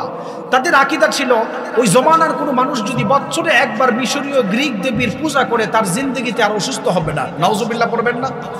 সুস্থতা দেওয়ার মালিককে, অসুস্থতা দেওয়ার মালিককে। তাহলে আপনি চিন্তা করেন, আমার বাংলাদেশের ডক্টর বাহিরের দেশে গিয়ে MBBS, FCPS, FRCS এর ডক্টরেট করে। আজকের এই তাফসীরুল কোরআন মাহফিল থেকে আমাদের একটাই দাবি থাকবে, আজকের এই ঐতিহ্যবাহী তাফসীরুল কোরআন মাহফিল থেকে আমাদের একটাই দাবি থাকবে, আমাদের মুসলিম ডক্টর সাহেব যখন প্রেসক্রিপশন দিবেন, ইহুদি খ্রিস্টান ল্যাটিনদের চক্রান্ত আরএক্স কে বাদ দিয়ে বিসমিল্লাহ দিয়ে প্রেসক্রিপশন দেওয়া চাই, ঠিক কিনা বলেন? একজন খ্রিস্টান ডক্টর কি দিল আমার দেখার বিষয় নয়, একজন ইহুদি ডক্টর আরএক্স লিখলো কি লিখলো না আমার দেখার বিষয় নয়, একজন হিন্দু ডাক্তার কি দিল আমার দেখার বিষয় নয়। কিন্তু আমার দুঃখ হচ্ছে আমার দেশের মুসলিম ডক্টর যেন তার ঐতিহ্য সিভিলাইজেশনকে ফিরে আনার জন্য আরএক্স কে বর্জন দিয়ে বিসমিল্লাহ দিয়ে প্রেসক্রিপশন দেওয়া চায়, ঠিক কিনা বলেন? বুঝতে পারছেন? মুসলিম সভ্যতা আমরা ছেড়ে দিয়েছি। এত কিছু জানার পরেও কিছু কিছু মানুষ আছে কোরআনকে এখনো ব্যাকডেটেড পুরাতন বলে, আছে না? এরকম আরেকটা উদাহরণ দেই, শোনেন। থিসিস লেখার সময় মানুষদের জীবন নিয়ে একটি টপিক লিখেছিলাম। আমাদের সমাজের মানুষ 5 ওয়াক্ত নামাজ পড়ে কি পড়ে না? আরো জোরে বলেন। আমাদের ব্রেইনে আল্লাহ 86 বিলিয়ন নিউরন দিয়েছেন। কত বিলিয়ন? 86 বিলিয়ন নিউরন আল্লাহ দিয়েছেন। আমি যে আপনার সামনে কথা বলতেছি, আমার যে কোন নিউরন অর্থাৎ সেল, সংক্ষেপে বলতেছি এক্সচেঞ্জ সেন্টার নামে নিউরন বা সেল আছে। আমি কথা বলতেছি, এটা আমার কাছে পাস করতেছেন, আমি বলি, আপনার নিউরন কাজ করতেছেন, আপনি শুনতেছেন, অ্যাকসেপ্ট করতেছেন। বিজ্ঞানের ভাষা অনুযায়ী এক্সচেঞ্জ সেন্টার নামে নিউরন বা সেল, মানুষের সেল কথা বলার সময় এত পরিমাণ হিট হয়ে যায়, এত পরিমাণ হিট হয়। আল কোরআন এন্ড মডার্ন সায়েন্স আলোকে বইটা পড়ে দেখবেন, এত পরিমাণ হিট হয় কথা বলার সময়, আদান প্রদান করার সময়। মানুষের এক্সচেঞ্জ সেন্টার ছোট নিউরন যেটা, এটা এত পরিমাণ গরম হয়, এটাকে পদ্মা নদীর পানি দিয়েও ঠান্ডা করা সম্ভব না। 86 বিলিয়ন নিউরন আল্লাহ দিয়েছেন, এর মধ্যে এটা হিট হয়। আল্লাহ এটা কিভাবে ঠান্ডা করে শোনেন। পাকিস্তানের একজন বিখ্যাত ডক্টর মাজেদ জামান উসমানী, উনি ইউরোপের একটা ইউনিভার্সিটিতে ফিজিওথেরাপির উপর শিক্ষা নেওয়ার জন্য সেখানে গিয়েছেন। ফিজিওথেরাপির উপর শিক্ষা নিতে গিয়ে তিনি বড় বড় 2 জন ডক্টর, চার্লস ফাকনার, স্মিথ অ্যান্ড্রিস, ওনাদের কাছে সেখানে উনি ফিজিওথেরাপির শিক্ষার জন্য গিয়েছেন। পাকিস্তানের বিখ্যাত ডক্টর চার্লস ফাকনার এবং স্মিথ অ্যান্ড্রিসকে সেখানে তাকায়া দেখেন, সারা পৃথিবীর অধিকাংশ মানুষ তাদের স্পাইনাল কর্ড, তাদের অক্সিপিটাল লবে যখন সমস্যা হয়, তাদের কাছে শরীরের ব্যায়াম শেখার জন্য সেখানে যায়। কোমরের ব্যথা, পায়ের ব্যথা আমাদের আছে না নাই?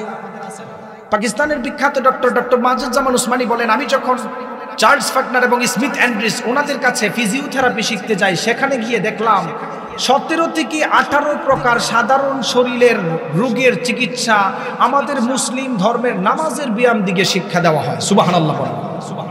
আপনি চিন্তা করতে পারছেন? ইহুদি খ্রিস্টানরা কখনো চায় না একটা মুসলিম সভ্যতা উপরে উঠে যাক, ঠিক কিনা বলেন? ইহুদি খ্রিস্টানরা কখনো চায় না মুসলিম সভ্যতা উপরে উঠে যাক। এই নামাজের ব্যায়ামটাকে নামাজের ব্যায়ামে রাখে নাই। গুগলে সার্চ করবেন, ইউরোলিঙ্গোইস্টিক নামে তারা এটা চালাই দিয়েছেন, তাদের নিজস্ব গবেষণা বলে। অথচ আপনি 5 ওয়াক্ত নামাজ পড়েন, এই নামাজের মাধ্যমে আপনার 17 থেকে 18 প্রকারের রোগ আল্লাহ নিমিষেই সারায় দেয়। আল্লাহ রাব্বুল আলামিন কোরআন নাজিল করার মাধ্যমে সমস্ত কিছুর সমাধান দিয়েছেন। এই কোরআন নাজিল করার মাধ্যমে আল্লাহ মানব জাতির হেদায়েতের গাইডলাইন দিয়েছেন। এত কিছু জানার পরেও আমাদের সমাজের অধিকাংশ মানুষ আছে কোরআন পড়তে চায় না। এত কিছু জানার পরে আমাদের সমাজের অধিকাংশ মানুষ আছে কোরআন পড়তে চায় না, কোরআনের বিরোধিতা করে। তাফসীরুল কোরআন মাহফিল হলে তাদের বিরোধিতা করে এমন মানুষ সমাজের মধ্যে আছে না নাই? আল্লাহ রাব্বুল আলামিন তাদের ব্যাপারে কোরআনুল কারীমের মধ্যে 3টা হুঁশিয়ার দিয়েছেন। কোরআনুল কারীমের 20 নম্বর সূরা সূরাতুত তাহা 124 থেকে 26 নম্বর আয়াতে দুনিয়ার মানুষদেরকে আল্লাহ জানানো, ওয়ামান আ'রাদা আন যিকরি ফাইন্না লাহু মাঈশাতান দানকা ওয়া নাহশুরুহু ইয়াওমাল কিয়ামাতি আ'মা ক্বালা রাব্বি লিমা হাশারতানি আ'মা ওয়া ক্বাদ কুনতু বাসীরা ক্বালা কাযালিকা আতাতকা আয়াতুনা ফানসীতাহা ওয়া কাযালিকাল ইয়াওমা তুনসা। আল্লাহ রাব্বুল আলামিন এই আয়াতের মধ্যে দুনিয়ার মানুষদেরকে ক্লিয়ার করে জানিয়ে দিল, ওয়ামান আ'রাদা আন যিকরি ফাইন্না লাহু মাঈশাতান দানকা, না। যেই মানুষগুলি দুনিয়ার মধ্যে এত কিছু পাওয়ার পরেও কোরআনকে মানে নাই, কোরআনকে জানে নাই, নবী রাসূল পাওয়ার পরে নবী রাসূলদেরকে মানে নাই, আল্লাহ তাআলা তাদের ব্যাপারে মাঈশাতান দনকা শব্দ ব্যবহার করেছেন। ইমাম ফখরুদ্দিন রাজি রাহমাতুল্লাহি আলাইহি দুইটা ব্যাখ্যা করেন। যেই মানুষগুলি কোরআন পাওয়ার পরে কোরআনকে মানে নাই, নবী রাসূল পাওয়ার পরে নবী রাসূলদেরকে মিথ্যুক বলে গালি দিয়েছিল, ওই মানুষটার দুনিয়ার মধ্যে কখনো শান্তি পাবে না। মাঈশাতান দনকা এর দ্বিতীয় নাম্বার ব্যাখ্যায় মুফাসসিরিনে কেরাম জানালো, ওই মানুষটাকে যখন কবরে রাখা হবে, কবরটাকে সঙ্গে সঙ্গে সংকীর্ণ করে ফেলা হবে। তৃতীয় নাম্বার শাস্তি সম্পর্কে রব্বুল আলামিন সূরাতুত তাহা এর মধ্যে জানালো, ওয়া নাহশুরুহু ইয়াউমাল কিয়ামাতি আ'মা। ওই মানুষদেরকে আল্লাহ হাসরের ময়দানে অন্ধ অবস্থায় লাঞ্ছিত করে হাজির করবেন। যেই মানুষদেরকে অন্ধ অবস্থায় হাসরের ময়দানে তোলা হবে, অন্ধ অবস্থায় হাজির হওয়ার পর আমার আল্লাহকে বলবেন, ওগো আল্লাহ, দুনিয়ার মধ্যে আমার চোখ ছিল, ওয়াকাদ কুনতু বাসীরা, কেন আপনি আমাকে অন্ধ অবস্থায় হাজির করলেন? আপনি তো দুনিয়ার মধ্যে চলার জন্য আমাকে নিউরন দিয়েছেন, চলার জন্য আপনি আমাকে স্কেলিটন দিয়েছেন, বডি স্ট্রাকচার, সুন্দর স্ট্রাকচার দিয়েছেন। ওগো আল্লাহ, কেন আপনি আমাকে অন্ধ অবস্থায় তুললেন? আল্লাহ তাআলা তাদের কথাটাও কোরআনুল কারীমের মধ্যে তুলে ধরেন। আল্লাহ রাব্বুল আলামিন বললেন, ক্বালা রাব্বি লিমা হাশারতানি আ'মা ওয়া ক্বাদ কুনতু বাসীরা। ওগো আল্লাহ, কেন আপনি আমাদেরকে অন্ধ অবস্থায় তুললেন? আল্লাহ তাদের জবাবে সূরাতুত তাহা এর মধ্যে জানালো, ক্বালা কাযালিকা আতাতকা আয়াতুনা ফানাসিতাহা ওয়া কাযালিকাল ইয়াউমা তুনসা। আল্লাহ তাআলা তাদেরকে বললেন, দুনিয়াতে কোরআন না মানার কারণে তোমাদেরকে হাসরের ময়দানে অন্ধ অবস্থায় লাঞ্ছিত করা হয়েছে। আপনি তাকায় দেখবেন, আমাদের সমাজের মানুষরা রয়েছে কোরআনকে পুরাতন কিতাব বলে গালি দেয়। আমাদের সমাজের কিছু কোলাঙ্গার আছে আল্লাহওয়ালাদেরকে, আলেমদেরকে জঙ্গিবাদ বলে গালি দেয়। কিছু কিছু কোলাঙ্গার আছে যারা কোরআনের কথা বলে তাদেরকে ধরে নিয়ে জেলের মধ্যে জুলুম করে, এমন কোলাঙ্গার আছে না নাই? যারা দিবস জামি যায় লড়ে যায় দিন কায়েমের তরে, তুমি তাদেরকেও জঙ্গি বলো বাতিলের সুর ধরে। ফতোয়া দিয়ে উম্মার মাঝে বিভক্তি শুধু বাড়াও, নিজেকে ভাবো হক বাকিরা ভুলেই নীতিটা ছড়াও। তুমি ভাঙনের খেলা খেলতে জানো, গড়তে জানো না, প্রভুর রাহে প্রাণ বিলিয়ে দিতে জানো না। কেমন মুসলমান তুমি একটু বলো না, কেমন তোমার ঈমান একটু ভাবো না। তুমি মিসওয়াক করা ফজিলত জানো, কথা বলার আগে তুমি সালাম দেওয়া মানো। শুধু হক কথাটা উচ্চ সুরে বলতে পারো না, অন্যায় দেখে বারদ হয়ে জ্বলতে পারো না। শুধু হক কথাটা উচ্চ সুরে বলতে পারো না, অন্যায় দেখে বারদ হয়ে জ্বলতে পারো না। কেমন মুসলমান তুমি একটু বলো না, কেমন তোমার ঈমান একটু ভাবো না। তুমি যেই কালিমার দাওয়াত দিলে বুকে টেনে তোলে, দেখো সেই কালিমার দাওয়াত দিয়ে কতজন আজ জেলে। তুমি যেই কোরআনের ওয়াজ করলে হাদিয়া তোহফা মেলে, দেখো সেই কোরআনের ব্যাখ্যা লিখে কেউ ফাঁসিতে ঝোলে। তুমি দুনিয়ার মোহে জীবনের মায়া ছাড়তে পারো না, খোদার রোজ আঁকড়ে ধরে বাঁচতে জানো না।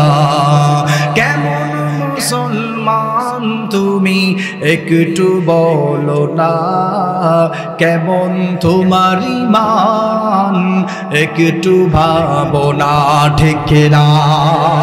আমাদের ঈমান আমরা চিন্তা করি না কখনো। আল্লাহ তাআলা এত কিছু দেওয়ার পর আমরা কোরআন পড়তে জানি না, কোরআন পড়তে মানি না, আমরা এইসবের সাথে দূরে চলে যাই। আমি কেন বললাম there is no contradiction between the holy book Quran and science? আধুনিক বিজ্ঞানের সঙ্গে কোরআনের কোনো দ্বন্দ্ব নাই। আপনাদেরকে আরেকটা উদাহরণ দিলে ভালো করে বুঝতে পারবেন। বিজ্ঞান 1580 সালে মানুষদেরকে জানাইছেন মানুষদের শরীরে আগুন লাগলে তাদের চামড়াতে ব্যথা হয়, ব্রেনের সাথে কোনো সম্পর্ক নেই, বা কষ্টটা মূলত চামড়াতে অনুভব করে। 1580 সালে বিশেষ করে থাইল্যান্ডের বিখ্যাত একজন professor human anatomic and embryology নিয়ে যিনি গবেষণা করেন, থাকাতে শাওন, সে 1580 সালে মানুষদেরকে জানাইছেন মানুষদের চামড়া পুড়লে মানুষদের চামড়াতেই প্রচুর পরিমাণ ব্যথা হয়, ব্রেইনে কম হয়। কিন্তু আপনি একবারও চিন্তা করেন নাই আল্লাহ রাব্বুল আলামিন ১৫০০ বছর আগে সূরাতুন নিসা এর ৫৬ নম্বর আয়াতে এই তথ্য আল্লাহ তুলে ধরছেন। সুবহানাল্লাহ বলবেন। আল্লাহ রাব্বুল আলামিন কোরআন নাজিল করার মাধ্যমে সমস্ত কিছুর সমাধান দিয়েছেন। তার অন্যতম আরেকটা উদাহরণ দিলে আরো সুন্দর করে ভালো করে বুঝতে পারবেন। আমাদের সমাজের মানুষ বিজ্ঞান শিকার কারণে কোরআনকে ব্যাকডেটেড কিতাব বলে গালি দেয়। আমাদের সমাজের মানুষ উচ্চ শিক্ষিত হওয়ার কারণে ওলামায়ে কেরামদেরকে জঙ্গি বলে গালি দেয়, মাদ্রাসা শিক্ষাকে ব্যাঙের ছাতা বলে গালি দেয়, তাফসীরুল কোরআনকে গালি দেয়। আপনি জানলে অবাক হবেন, 2 পাতা বিজ্ঞান শিখার কারণে আপনার নাস্তিকতা হয়ে যেতে পারেন, ঈমান হারা হয়ে যেতে পারেন।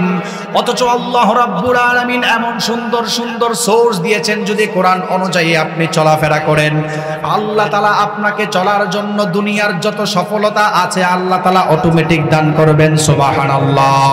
1580 সালে থাকাদা শাওন নামের একজন প্রফেসর মানুষদেরকে জানালো মানুষদের শরীরে যদি আগুন লেগে যায়, আগুন লেগে চামড়া পুড়ে গেলে অধিকাংশ কষ্টটা চামড়ার মধ্যে অনুভব হয়ে যায়। বিজ্ঞান উন্নত হওয়ার পরে 1580 সালে এই তথ্য মানুষদেরকে দিয়েছেন। অথচ রব্বুল আলামিন ১৫০০ বছর আগে সূরাতুন নিসা এর ৫৬ নম্বর আয়াতে মানুষদেরকে বললেন, যেই মানুষগুলি দুনিয়ার মধ্যে আল্লাহর বিরোধিতা করবে, আল্লাহর আইনের বাইরে যাবে, আল্লাহ তাআলা তাদেরকে অবশ্যই জাহান্নামে ঢুকাবেন। জাহান্নামে ঢুকায় আল্লাহ তাআলা তাদেরকে শুধু জাহান্নামে রেখে দিবেন না, বরং তাদের কষ্ট বাড়ানোর জন্য আল্লাহ তাআলা আগুন দিয়ে তাদের চামড়াকে জ্বলসায়া দিবেন। এই আয়াতের মধ্যে আল্লাহ ১৫০০ বছর আগে মানুষদেরকে সুন্দর করে জানানো, দুনিয়ার মানুষেরা মানুষদের কষ্টকে প্রখর করার জন্য চামড়া যখন পুরো ছাই হয়ে যায়, আল্লাহ তাআলা আবার চামড়াকে রিপেয়ার করে নতুন করে বানায় দেয়, কষ্টটাকে যেন মানুষদেরকে বাড়ায়। এই আয়াত থেকে বোঝা যায় আল্লাহ তাআলা জাহান্নামে যখন মানুষদেরকে রাখবেন, চামড়া বারবার রিপেয়ার করা মানুষদেরকে কষ্টটা বাড়ায়া দেওয়ার কারণে বারবার চামড়াটাকে রিপেয়ার করা হবে। বিজ্ঞান এটাই 1580 সাল জানাইছে। এবার নতুন একটা তথ্য শুনে, বাংলাদেশের কোনো আলেম বলছে কিনা আমি জানি না, নতুন তথ্য শুনে।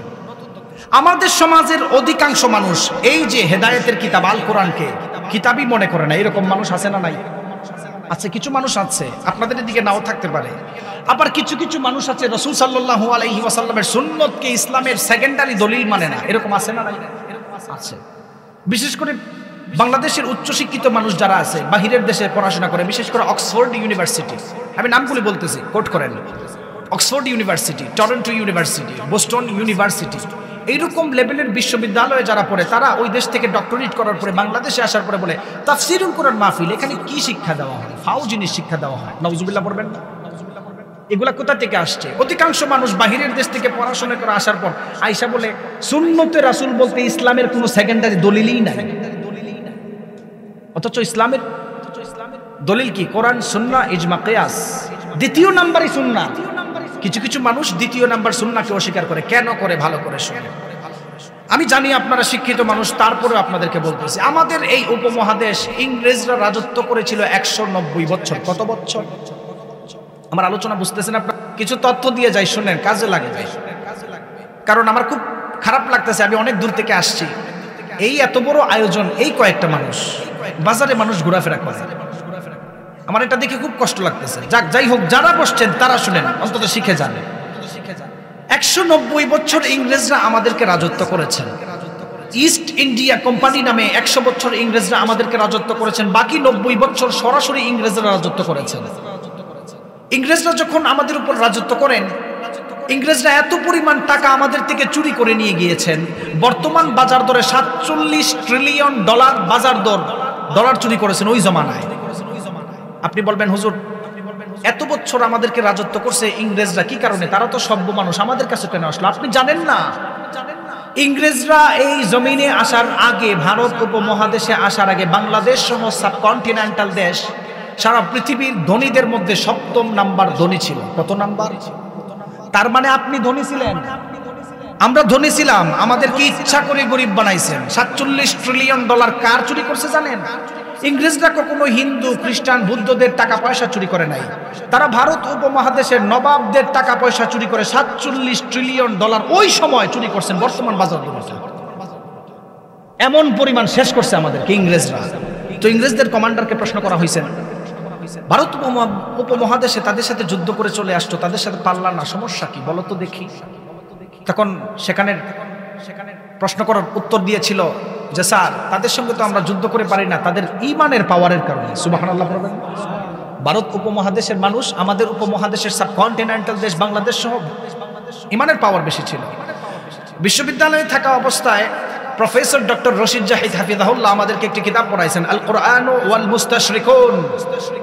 বাংলাতে যেটাকে প্রাচ্যবাদ বলে, ইংলিশে সেটাকে ওরিয়েন্টালিস্ট বলে, আরবিতে সেটাকে মুস্তাশরিকিন বলে। আমাদের সমাজের অধিকাংশ মানুষ উচ্চ শিক্ষিত হওয়ার কারণে ওরিয়েন্টালিজম, ওরিয়েন্টালিস্টের ফাঁদে পড়ে যায়, প্রাচ্যবাদ। তারা এত পরিমাণ চক্রান্ত করেছেন ইসলাম এবং কোরআন নিয়ে, আপনি শুনলে অবাক হবেন। ইংরেজরা যখন দেখছে ভারত উপমহাদেশের সঙ্গে মানুষ কিছু করে পারতেছে না ঈমানের কারণে, কোরআনের কারণে, তারা 1802 সালে ওয়েস্টার্ন ইসলামিক স্কলার নামের একটা বিরাট এলাস্টিক বডি বানাইছে। ইংরেজরা আমাদের মতো দেখতে হুবহুব টুপি দাড়িওয়ালা মানুষ, কিন্তু আদতে ইহুদি সমাজে ছড়াই দিচ্ছেন মানুষদেরকে উল্টাপাল্টা বোঝানোর জন্য। যেই কারণে এখন দেখবেন প্রেমের টানে চীনের ছেলে বাংলাদেশে চলে আসে, আসে না? নাই, প্রেমের টানে চীনের ছেলে পাবনাতে চলে আসে, প্রেমের টানে। আপনি কি মনে করছেন ভালোবাসা এত হালকা? চীন থেকে চলে আসছে বাংলাদেশের মেয়ের ভালোবাসায় পড়ে, আপনি চিন্তা করতে পারেন না। শুনেন, এর ইতিহাস ভালো করে শুনেন। 1802 সালে জোসেফ শেখ এবং গোল্ড জিহের, উনাদের মতো কুখ্যাত 2 জন ইহুদি, যাদেরকে ওয়েস্টার্ন দেশের মধ্যে ওয়েস্টার্ন ইসলামিক স্কলার নামে চিনে, তারা বই লিখেছেন origin of Mohammedan jurisprudence, aspect of Islamic civilisation and introduction to Islamic law, mister Arberry Nicholson, ওনারা বই লিখেছেন। আপনি জানলে অবাক হবেন, origin of Mohammedan jurisprudence and introduction to Islamic law, এই বই লিখতে গিয়ে ওনারা সর্বপ্রথম তুলে ধরেছেন মুসলিম ধর্মের নবী, ওনার মতো সভ্য এবং আদবওয়ালা মানুষ দুনিয়াতে আর আসবে না। সুবহানাল্লাহ বলবেন। এত জোরে সুবহানাল্লাহ বলছেন, ইহুদির বইয়ের পড়াশোনা একটু পরে নাউজুবিল্লাহ পড়ে শেষ করতে পারবেন না। সে বই লিখতে গিয়ে সর্বপ্রথম তুলে ধরেছেন আমাদের নবীর সুনাম। কেন জানেন? আপনারা যে বোকা, আমরা যে বোকা, আমাদেরকে খাওয়ানোর জন্য। আপনি তো বললেন খুব সুন্দর লিখছে রে ইহুদি লোক। মধ্যখানে গিয়ে লিখতেছেন রাসূল সাল্লাল্লাহু আলাইহি ওয়াসাল্লাম যে জিহাদ করেন আসলে মানুষদেরকে স্বাধীন করার জন্য নয়, বরং নারী পাওয়ার লোভে। নাউজুবিল্লাহ করবেন না। যে কারণে বাহিরের দেশ থেকে ডক্টরেট করার পরে বাংলাদেশে উচ্চ শিক্ষিত মানুষ আইসা জিহাদের কথা বললেই জঙ্গিবাদ বলে ট্যাগ দেয়। ঠিক কিনা বলেন? দ্বিতীয় নাম্বার, রাসূল সাল্লাল্লাহু আলাইহি ওয়াসাল্লামের সুন্নতের উপরে বই লিখেছেন। বই লিখতে গিয়ে তারা তুলে ধরেছেন রাসূল সাল্লাল্লাহু আলাইহি ওয়াসাল্লামের চলাফেরার স্টাইল এত ফ্যান্টাস্টিক ছিল, ওনার মতো নবী আর কেউ আসবে না। সুবহানাল্লাহ বলেন। কিন্তু মধ্যখানে গিয়ে লিখেন রাসূল সাল্লাল্লাহু আলাইহি ওয়াসাল্লামের নামে যেই জিনিসগুলো হাদিস, অর্থাৎ ইসলামের সেকেন্ডারি দলিল হাদিস বর্তমান বিশ্বে চলে, এগুলো সব বানাওয়া। নাউজুবিল্লাহ পড়বেন না। যে কারণে আমাদের সমাজের উচ্চ শিক্ষিত মানুষরা ইসলামের সেকেন্ডারি দলিল হাদিসকে সত্য মানতে চায় না। তৃতীয় নাম্বার, ওলামায়ে কেরাম যেন রাজনীতিতে না যায়, ওলামায়ে কেরাম যেন সংসদ পর্যন্ত না যেতে পারে, তার কাজ 200 বছর আগে করছেন। এটা বাংলাদেশের কোনো সরকার করে নাই, হয়তো তাদের মাধ্যমে হয়েছেন, কিন্তু এদের গডফাদার আছে। শোনেন ভালো করে, ওলামায়ে কেরাম রাজনীতি করতে গেলে কিছু কিছু মানুষ বলেন, হুজুর আপনি রাজনীতি করে দরকার কি? আপনি এখানে তাবিজ দিবেন, পানি পড়া আনবেন, ফু দিবেন, আপনার কাজ এখানে মসজিদের চার দেওয়ালে, রাষ্ট্রে আপনার কোনো কাজ নাই। এই কথা বলে কি বলে না? রাসূল সাল্লাল্লাহু আলাইহি ওয়াসাল্লামের রাজনীতির জিন্দেগি নিয়ে মিস্টার আরবারি এবং নিকোলসন এমন নিকৃষ্ট ভাষা লিখেছেন, অথচ ইউরোপে তাদেরকে ওয়েস্টার্ন ইসলামিক স্কলার নামে চিনে। নাউজুবিল্লাহ পড়বেন না? ইউরোপে তাদেরকে বড় আলেম নামে চিনে, কিন্তু সে আদতে ইহুদি। সে বই লিখছেন রাসূল সাল্লাল্লাহু আলাইহি ওয়াসাল্লাম বিচার করত, ঠিক আছে, কিন্তু উনি ওনার নিজের লোকদের বিচার করতো না। নাউজুবিল্লাহ পড়বেন না? যেই কারণে ওনারা মানুষদেরকে শিখাইছেন টুপি দাড়িওয়ালা কেউ যদি সংসদে যায় তাহলে তারা সঠিক বিচার করতে পারবে না। যেই কারণে আমার অধিকাংশ মানুষ বলেন হুজুররা রাজনীতি করতে পারবে না, হুজুররা সংসদে গেলে তারা হয়তো এগুলা কিছু বুঝবে না। এগুলো ওইখান থেকে আসছে। বিশ্বনবী সাল্লাল্লাহু আলাইহি ওয়াসাল্লামের রাজনীতির আদর্শ কেমন ছিলেন শোনেন। 200 বছর আগে ইহুদিরা এমন সুন্দর করে চক্রান্ত করেছেন, বর্তমান জমানার মানুষ ইহুদিদের বই পড়ার কারণে ওলামায়ে কেরামদেরকে গালি দেয়। অথচ আল্লাহর নবী যখন বিচার করতেন উনি কখনো দুদুল্লাহ করতেন না। আমার নবী আপন পর চিনতেন না।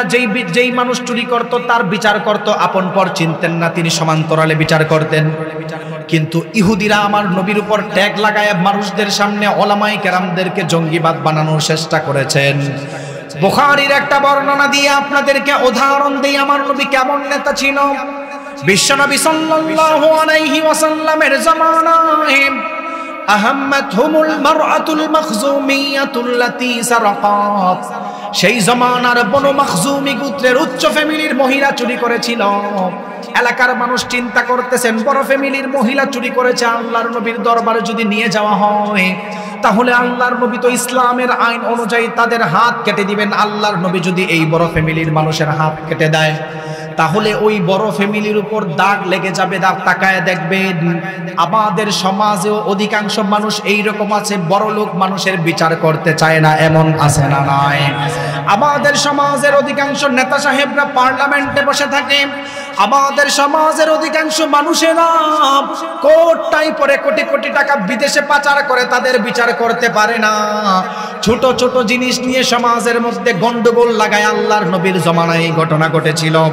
এলাকার মানুষ চিন্তা করতেছেন বড় ফ্যামিলির মানুষ চুরি করছেন, তার বিচার করতে গেলে তার ফ্যামিলির উপর দাগ লেগে যাবেন। এলাকার মানুষ ভয় পেয়ে গেল, আল্লাহর নবীর কাছে কেউ যেতে চায় না। মাইয়ুকাল্লিমু রাসূলুল্লাহি সাল্লাল্লাহু আলাইহি ওয়াসাল্লাম, আল্লাহর নবীর কাছে কে এই কথাটা বলবে কোনো মানুষ সাহস করতে পারছে না। আপনি বুখারীর বর্ণনায় খুলে দেখবেন আল্লাহর নবী বলেছেন, আল্লাহর নবীর ব্যাপারে এই কথা এসেছেন, ওয়া মাইয়াজতারিউ আলাইহি ইল্লা উসামাতু ইবনে যায়েদ হিব্বু রাসূলিল্লাহ। আল্লাহর নবী হাসান এবং হুসাইন রাদিয়াল্লাহু তাআলা আনহুর পরে উসামা ইবনে যায়েদকে সবচাইতে বেশি মহব্বত করতেন, দিল থেকে মহব্বত করতেন। সুবহানাল্লাহ। এলাকার মানুষ চিন্তা করতেছেন আমার নবীর কাছে এই বিচার নিয়ে যাওয়া যাবে না। আল্লাহর নবীর সাহাবায়ে কেরামদেরকে যদি দিয়ে পাঠানো হয় তখন এলাকার মানুষ উসামা ইবনে যায়েদকে বলল, উসামা ইবনে যায়েদ আল্লাহর নবীর কাছে ব্যাপারটা একটু সুন্দর করে খোলাসা করে বলো, আহাম্মাতহুমুল মারআতুল মাখজুমিয়াতুল্লাতী সারাকাত, বড় ফ্যামিলির মহিলা চুরি করছে, বিষয়টা কি করা যায়? পরের দিন সকালবেলা উসামা ইবনে যায়েদ আল্লাহর নবীর দরবারে হাজির হয়ে গেল। বিশ্ব নবীর দরবারে হাজির হয়ে ফাকাল্লামা রাসূলুল্লাহি সাল্লাল্লাহু আলাইহি ওয়াসাল্লাম, উসামা ইবনে যায়েদ রাদিয়াল্লাহু তাআলা আনহু আমার নবীকে বললেন, ওগো আল্লাহর নবী, এই ঘটনা ঘটেছেন, আপনি জানলে অবাক হবেন। আল্লাহর নবী সঙ্গে সঙ্গে রাগান্বিত হলেন। হাদিসের পরিভাষায় আসছেন, আতাশফাউ ফি হাদ্দিম মিন হুদুদিল্লাহ, ও উসামা ইবনে যায়েদ, আল্লাহর আইনের ব্যাপারে কি তুমি আমার কাছে কথা বলতে আসছো? তোমার তো সাহসটা বেশি বড় হয়ে গিয়েছে, এই কথাটা তুমি কেন আমাকে আমার সামনে বললা? এমন সময় আল্লাহর নবী রাগান্বিত হয়ে গেলেন। কমা ফাখাতাবা, দাঁড়ায় গেল। আল্লাহর নবী ভাষণ দেওয়া শুরু করলেন, আইয়ুহান নাস ইন্নামা যাল্লা মান কানা ক্বাবলাকুম, তোমাদের পূর্বের মানুষগুলি ধ্বংস হওয়ার মূল কয়েকটা কারণ ছিল। এক নাম্বার হলো ইযা সারাকাশ শরীফু তারাকুহু ওয়া ইযা সারাকাদ দাঈফু ফীহিম আকামু আলাইহিল হাদ্দা। আল্লাহর নবী বললেন, আইয়ুহান নাস, মানুষ ধ্বংস হওয়ার মূল কারণ হলো মানুষ ধনীদের বিচার করতে চায় না, ধনীরা যখন চুরি করে ইযা সারাকা শরীফু তারাকুহু তাদেরকে ছেড়ে দেয়, ওয়া ইযা সারাকা দাঈফু ফীহিম আকামু আলাইহিল হাদ্দা যখন দুর্বল মানুষরা চুরি করে তাদের বিচার করার জন্য এলাকার নেতাগুলি পাগল হয়ে যায়। ধনী গরিবদেরকে আলাদা আলাদা করে বিচার করার কারণে মানুষগুলি ধ্বংস হয়েছে, ঠিক কিনা? এমন সময় আল্লাহর নবী কসম খেলেন, ওয়াইমুল্লাহ, আল্লাহর কসম, লাউ আন্না ফাতিমাতা বিনতা মুহাম্মাদিন সাল্লাল্লাহু আলাইহি ওয়াসাল্লাম, এলাকার মানুষরা তোমরা দিলের কান লাগায়া শুনে নাও, আল্লাহর নবী বললেন, লাউ আন্না ফাতিমাতা বিনতা মুহাম্মাদিন সাল্লাল্লাহু আলাইহি ওয়াসাল্লাম, আমি নবীর মেয়ে ফাতেমাও যদি সারাকাত লাকাতা মুহাম্মাদুন ইয়াদাহা চুরি করত, সঙ্গে সঙ্গে দ্বিধাদ্বন্দ্ব করতাম না, তার হাতটা কেটে দিতাম। সুবহানাল্লাহ। আপনি চিন্তা করতে পারছেন নবী কেমন আদর্শওয়ালা নবী, কোরআন কেমন আদর্শ আপনি যদি বুঝেন না? ইহুদির বই পড়ে আপনি বলেন না হুজুর আপনি রাজনীতি করিয়েন না। এবার আসেন, অধিকাংশ মানুষ ওলামায়ে কেরামদেরকে জঙ্গিবাদ বলে, কাঠমোল্লা বলে গালি দেয় কেন শুনেন? উম্মে জামিলা নামের একজন ওরিয়েন্টালিস্ট ছিলেন, সে পরবর্তীতে মুসলমান হয়েছেন। সে মানুষদের নামাজ পড়া সিস্টেমটা দেখা নিয়ে এত পরিমাণ গবেষণা করছেন, সে চিন্তা করে ধনী গরিব প্রেসিডেন্ট একসাথে নামাজ পড়ে, এটা কেমনে সম্ভব? সুবহানাল্লাহ পড়বেন না? একমাত্র ইসলাম ধর্মেই এটা আছে। আমার বিধর্মী ভাইরা যদি শুনেন, একমাত্র ইসলাম ধর্মে প্রেসিডেন্টের সঙ্গেও পাশে এই দেশের সবচাইতে নিম্ন শ্রেণীর মানুষ এক জায়গায় বসে নামাজ পড়তে পারে, ঠিক কিনা বলেন? কিন্তু অন্যান্য ধর্মের মধ্যে, আমি কাউকে ছোট করছি না, অন্যান্য ধর্মের নিয়ম হচ্ছে ক্লাস অনুযায়ী জায়গা ঠিক করা, ঠিক কিনা বলেন? কিন্তু আমাদের ধর্মে এরকম নাই। উম্মে জামিলা মুসলিম হওয়ার আগে এটা নিয়ে গবেষণা করছেন। উনি গবেষণা করতে গিয়ে দেখেন, উনি সর্বপ্রথম চিন্তা করছিল আমি কোরআনের ভুল ধরব, যদি কোরআনের ভুল ধরতে পারি তাহলে মুসলমানদের ভিতরে ঐক্যতা ভেঙে যাবে। দুঃখজনক বিষয় হচ্ছে উম্মে জামিলা গবেষণা করতে করতে সে আর কোরআনের কোনো ভুল খুঁজে পান নাই, তার জিন্দেগির ভুল পেয়ে ইসলামের ছায়া তুলে চলে আসছেন। সুবহানাল্লাহ। কোরআন সারা পৃথিবীর অন্যান্য ধর্ম বইয়ের চাইতে সবচাইতে দামি হওয়ার এজাজে এলমির কারণে 5 নম্বর অন্যতম কারণ হচ্ছে এই কোরআন এমন এক কিতাব যেই কিতাবের মধ্যে কোনো ভুল নাই। সুবহানাল্লাহ পড়বেন না? ফেরাউন মারা যাওয়ার পরে ফেরাউনের লাশ মানুষ 115 প্রায় 3116 বছর পর খুঁজে পাইছেন। কত বছর পরে? 3000। নতুন জিনিসটা শুনেন, ফেরাউন মারা যাওয়ার পরে 3116 বছর পর ফেরাউনের লাশ খুঁজে পাইছি আমরা। ফেরাউনের লাশ খুঁজে পাওয়ার পরে ওই জমানার সবচাইতে বড় বড় প্রফেসর ডক্টররা চিন্তা করছেন ফেরাউন পানিতে পড়ে মারা গেছেন, কোরআনে এটা কিভাবে আসলো? কোরআন আসার আগেই তো ফেরাউন মারা গেছে, ঠিক কিনা বলেন? সেই জমানার বিখ্যাত প্রফেসর ডক্টর মরিস বুকাইলি উনি চিন্তা করছেন কোরআনে হয়তো কোনো ভুল আছে। আপনারা কি বলেন? কোনো ভুল আছে? সে একজন খ্রিস্টান মানুষ ছিল। প্রফেসর ডক্টর মরিস বুকাইলি চিন্তা করছেন ফেরাউন পানিতে পড়ে মারা গেছে 3116 বছর। আচ্ছা বলেন, নতুন একটা জিনিস শুনে নেন, আল্লাহ তাআলা কোরআনুল কারীমের মধ্যে কয়টা সূরা দিবেন? সবাই বলেন 114টা সূরার মধ্যে ফেরাউনের কথা আল্লাহ তাআলা 44টা সূরার মধ্যে লিখছেন। এর মানে কি ফেরাউন ভালো মানুষ?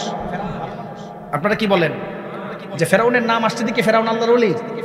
6236টা আয়াতের মধ্যে 532টা আয়াতের মধ্যে আল্লাহ ফেরাউনের কথা বলছেন, তার মানে ফেরাউন ভালো। আল্লাহ তাআলা 114টা সূরার মধ্যে 44 সূরার মধ্যে ফেরাউনের কথা বলে এই কথা বুঝাইছেন। 6236টা আয়াতের মধ্যে 532 আয়াতের মধ্যে ফেরাউনের কথা বলে এই কথা বুঝাইছেন। ফেরাউন রাহাজারি করার কারণে ধ্বংস হয়েছে, ফেরাউনের মতো যারা দুনিয়া চালাতে চায় তারাও ধ্বংস হবে, ঠিক কিনা বলেন?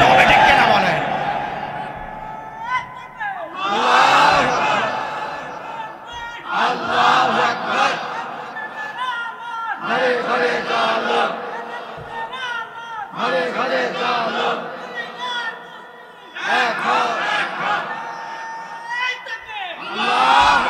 তো 532 আয়াতে ফেরাউনের নাম আছে, ফেরাউন ভালো না।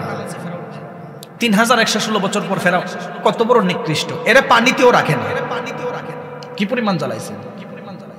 সূরাতুল কাসাস পড়ে দেখবেন, আল্লাহ তাআলা বলেন ইন্না ফিরআউনা আলা ফিল আরদি ওয়া জাআলা আহলাহা শিয়া। তার কারণ ছিল কি জানেন? ইয়াস্তাযইফু তাইফাতাম মিনহুম, সে সব সময় একটা দলকে দুর্বল রাখতো যারা ইসলামপন্থী ছিল, যারা আল্লাহর পক্ষে ছিল সেই সময়। তাকায় দেখবেন এখনো যদি কেউ আল্লাহর পক্ষেওয়ালা তাদেরকে দমায় রাখতে চায়, আল্লাহ তাআলা তাদেরকে নিঃশেষ করে দিবেন, ঠিক কিনা বলেন? ফেরাউনের কথা এটাই আল্লাহ বলছেন। তো ফেরাউনের লাশ 116 বছর পর 3116 বছর পরে খুঁজে পাওয়ার পর প্রফেসর ডক্টর মরিস বুকাইলি চিন্তা করতেছে, কিরে 4500 বছর আগের ইতিহাস, কিছুদিন আগে কোরআন নাজিল হয়েছে আসছে, তার মানে মুসলমানরা মনে হয় বানায় বানায় কোরআন করে। প্রফেসর ডক্টর মরিস বুকাইলি ফেরাউনের লাশকে প্রত্নতাত্ত্বিকভাবে গবেষণা করার জন্য, আপনারা হিস্ট্রি জানেন, ফেরাউনের লাশকে মিশর থেকে প্যারিসে একবার আনা হয়েছিল। উনি প্রত্নতাত্ত্বিক গবেষণা করতে করতে করতে করতে চিন্তা করছেন, না আমার তো বুঝে ধরতেছে না, আল্লাহ তাআলা যে বলেছেন কোরআনের মধ্যে কোনো ভুল নাই, যারা কোরআনের ভুল ধরতে আসবে তাদের জিন্দেগির মধ্যে ভুল খুঁজে পাবে।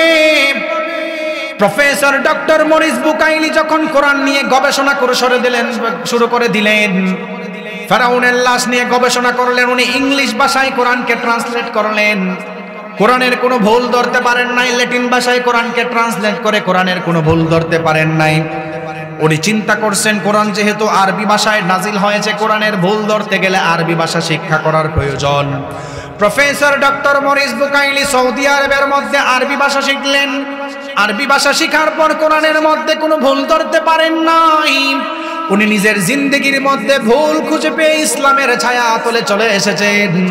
এজন্য বলা হয় কোরআন এমন এক কিতাব, যেই ব্যক্তি তেলাওয়াত করবে তার ভিতর চেঞ্জ হয়ে যায়।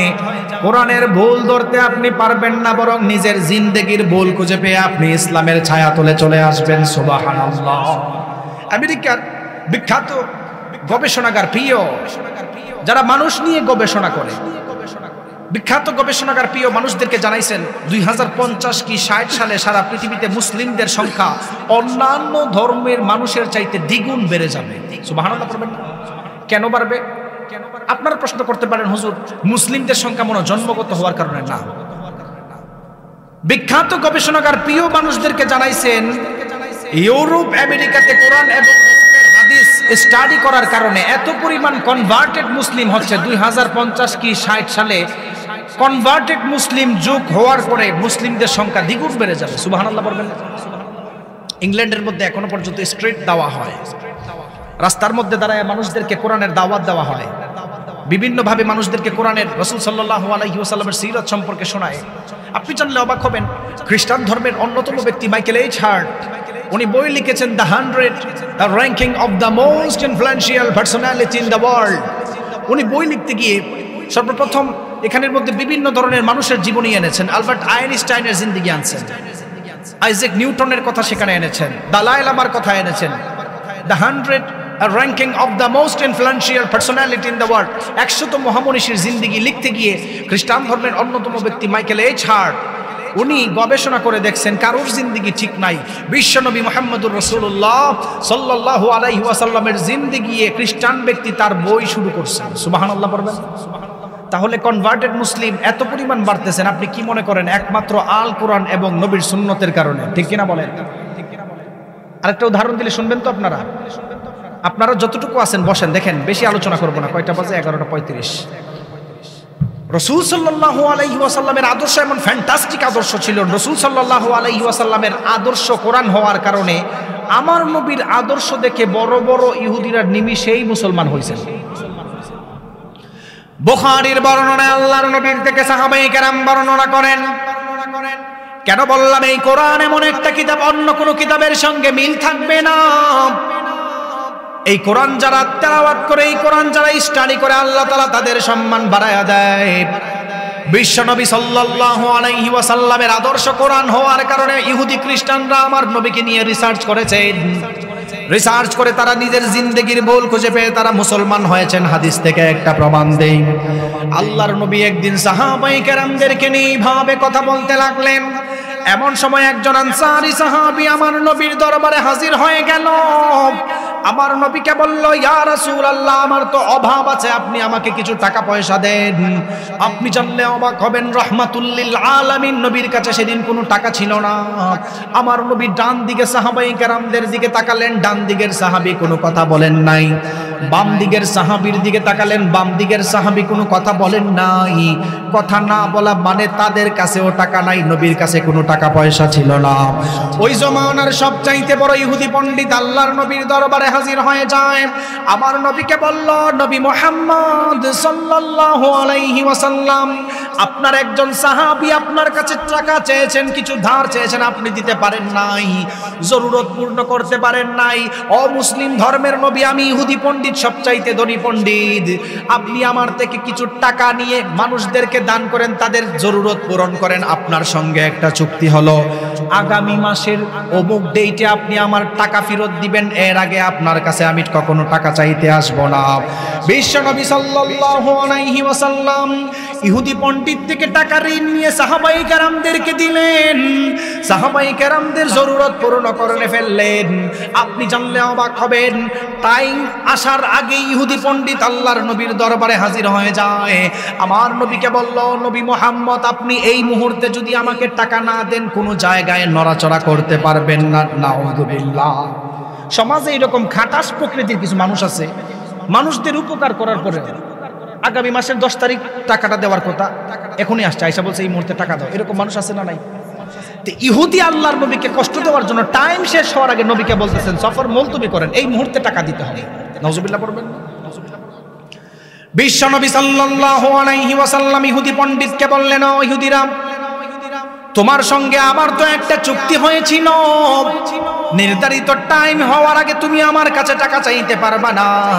এই মুহূর্তে আমি সফরে বের হয়ে যাব, আমার কাছে কোনো টাকা নাই, টাইম হওয়ার আগে আমি তোমাকে টাকা দিতে পারবো না। আপনি জানলে অবাক হবেন, বেয়াদব ইহুদি পণ্ডিত আল্লাহর নবীকে জোহরের সময় সেই ময়দানের মধ্যে আটকালেন। কথা বলতে বলতে আল্লাহর নবীর ঘাড়ের মধ্যে চাদর ছিল, ঘাড়ের চাদরে ধরে এমন জোরে টান মারলেন, আমার নবীর ঘাড়ের মধ্যে রক্তের দাগ ফুটফুট করে বের হয়ে গেল। নাউযুবিল্লাহ। ইহুদি পণ্ডিত আল্লাহর নবীকে যখন কষ্ট দেওয়া শুরু করলো, এক সাহাবী আমার নবীকে বলল, ইয়া রাসূলুল্লাহ, ইহুদি তো আপনার সঙ্গে খারাপ ব্যবহার শুরু করেছে, দয়া করে আপনি আমাদেরকে অনুমতি দেন, তার সঙ্গে আমরা ফয়সালা করে নেই। আল্লাহর নবী রাহমাতুল লিল আলামিন নবী কেমন নবী ছিলেন শুনে নেন, কোন নবীর উম্মত আপনি ভালো করে শুনে নেন। কোরআন আদর্শ হওয়ার কারণে আমার নবী কখনো কোনো মানুষদের উপর জুলুম করতেন না। আমার নবীকে কেউ যদি রাগাতেন, আমার নবী রাগান্বিত হতেন না। সুবহানাল্লাহ। ইহুদি পণ্ডিত আল্লাহর নবীকে জোহরের সময় ময়দানের মধ্যে বসালেন, ঘটনাক্রমে আসরের আযান দিয়ে দিল, আসরের জামাত আল্লাহর নবী সেখানে পড়লেন। আল্লাহর নবী আসরের জামাত থেকে মাগরিবের জামাত সেখানে পড়েছেন। বিশ্ব নবী ইহুদির উপর রাগান্বিত হন নাই, অথচ আপনি সেই নবীর উম্মত হওয়ার পরেও আপনাকে যদি কেউ সাধারণ কষ্ট দেয়, আপনি গিয়ে তার বাড়িঘর ভাঙচুর করেন, এমন মানুষ আছে না নাই? একটু রাগান্বিত করছে, গিয়ে বাড়িঘর মব সৃষ্টি করে ভেঙে ফেলে। কোন নবীর উম্মত আপনি? আপনি আবার নবীর সুপারিশ চান? শোনেন, রাসূল সাল্লাল্লাহু আলাইহি ওয়াসাল্লাম জোহর থেকে আসর পর্যন্ত সেই ময়দানে নামাজ পড়ছেন। সুবহানাল্লাহ জুড়ে করে বলেন একটু। শুধু আসর পর্যন্ত না, সেখানে মাগরিবের জামাতও পড়ছেন। সুবহানাল্লাহ। উনি রাগান্বিত হন না। এক সাহাবী এবার এসে বলতেছেন, ইয়া রাসূলুল্লাহ, লাস্ট স্টেজ, আর সহ্য হচ্ছে না, এখন বলেন তারা শায়েস্তা করুন। আপনি হলে কি করতেন? সত্যি করে বলেন তো। বিরাট বড় ঝগড়া হইতো না? ভাঙ্গা চুরে ফেলতো। আমার নবী সেদিন রাগান্বিত হন নাই। বিশ্ব নবী সাল্লাল্লাহু আলাইহি ওয়াসাল্লাম ঘটনাক্রমে আসরের জামাত থেকে নিয়ে এশার জামাত সেখানের মধ্যে তিনি পড়লেন। ইহুদি আল্লাহর নবীকে জানেন না, আল্লাহর নবীর সঙ্গে কথোপকথন করে আল্লাহর নবীকে বিভিন্নভাবে কষ্ট দেওয়া শুরু করলেন। হাদিসের মধ্যে স্পষ্ট আসছেন, বিশ্ব নবী সেখানে তাহাজ্জুদের নামাজটাও সেই জায়গার মধ্যে পড়েছেন, নড়াচড়া করেন নাই। সুবহানাল্লাহ। ইহুদি আমার নবীকে আটকায় রাখলেন। ফজরের জামাত হয়ে গেল, নবী ফজরের জামাত সেখানে পড়ছেন, জোহর থেকে একই জায়গায়। এরপরে ইহুদির সঙ্গে খারাপ ব্যবহার করেন। এবার ইহুদির খেলা শুরু হয়েছে। ইহুদি ফজরের পর আয়েশা বলতেছেন, ইয়া রাসূলুল্লাহ, আমি তৌরাত কিতাবের আন্তর্জাতিক পর্যায়ের একজন পণ্ডিত। আমি রাতের বেলায় যখন তৌরাত কিতাব স্টাডি করতাম, সেখানে দেখেছি বিশ্বনবী মুহাম্মদ সাল্লাল্লাহু আলাইহি ওয়াসাল্লামের আদর্শের মতো অন্য কোনো আদর্শবান নবী আর হবে না। ওনার একটা অন্যতম বৈশিষ্ট্য হলো, ওনাকে যদি কেউ রাগান্বিত করে, উনি রাগান্বিত হন না। সুবহানাল্লাহ বলেন। ও নবী, আমি ইহুদি আপনাকে কষ্ট দেওয়ার জন্যই কাজ করি নাই, বরং আমি আমার কিতাব অনুযায়ী আপনাকে পরীক্ষা করার জন্যই কাজ করছি। আজকে পরীক্ষা দেখে দেখলাম আপনি পরীক্ষায় পাশ করছেন, আসলেই আপনি রাহমাতুল লিল আলামিন। সুবহানাল্লাহ বলেন।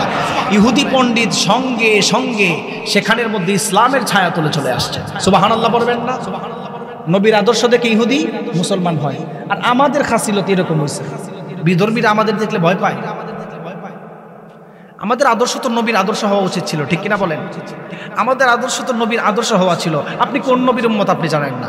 নবী একদিন কথা বলতেছিলেন, হঠাৎ করে আল্লাহর নবী কান্না শুরু করছেন, হাউমাউ করে কাঁদতেছেন। এক সাহাবী প্রশ্ন করলো, ইয়া রাসূলুল্লাহ, এতক্ষণ কথা বলতেছিলেন, কেন আপনি কাঁদেন? কেন বললাম কোরআনের আদর্শ কত ফ্যান্টাস্টিক আদর্শ। কোরআনের আদর্শ যাদের ভিতরে ঢুকে যায় তারা মানুষদের উপর কখনো জুলুম করতে পারে না, মানুষদের উপর শুধু রহম করে। আল্লাহর নবীর আদর্শ কেমন ফ্যান্টাস্টিক আদর্শ ছিল। আল্লাহর নবী একদিন বসে রইলেন, সাহাবায়ে কেরাম কথা শুনতেছিল, হঠাৎ করে আল্লাহর নবী কান্না শুরু করেছেন। এক সাহাবী প্রশ্ন করলো, ইয়া রাসূলুল্লাহ, আপনি কেন কান্না শুরু করেছেন? আল্লাহর নবী বললেন, ও সাহাবায়ে কেরাম, আমি আমার শেষ জমানার ভাইদের কথা স্মরণ করে কান্না করি।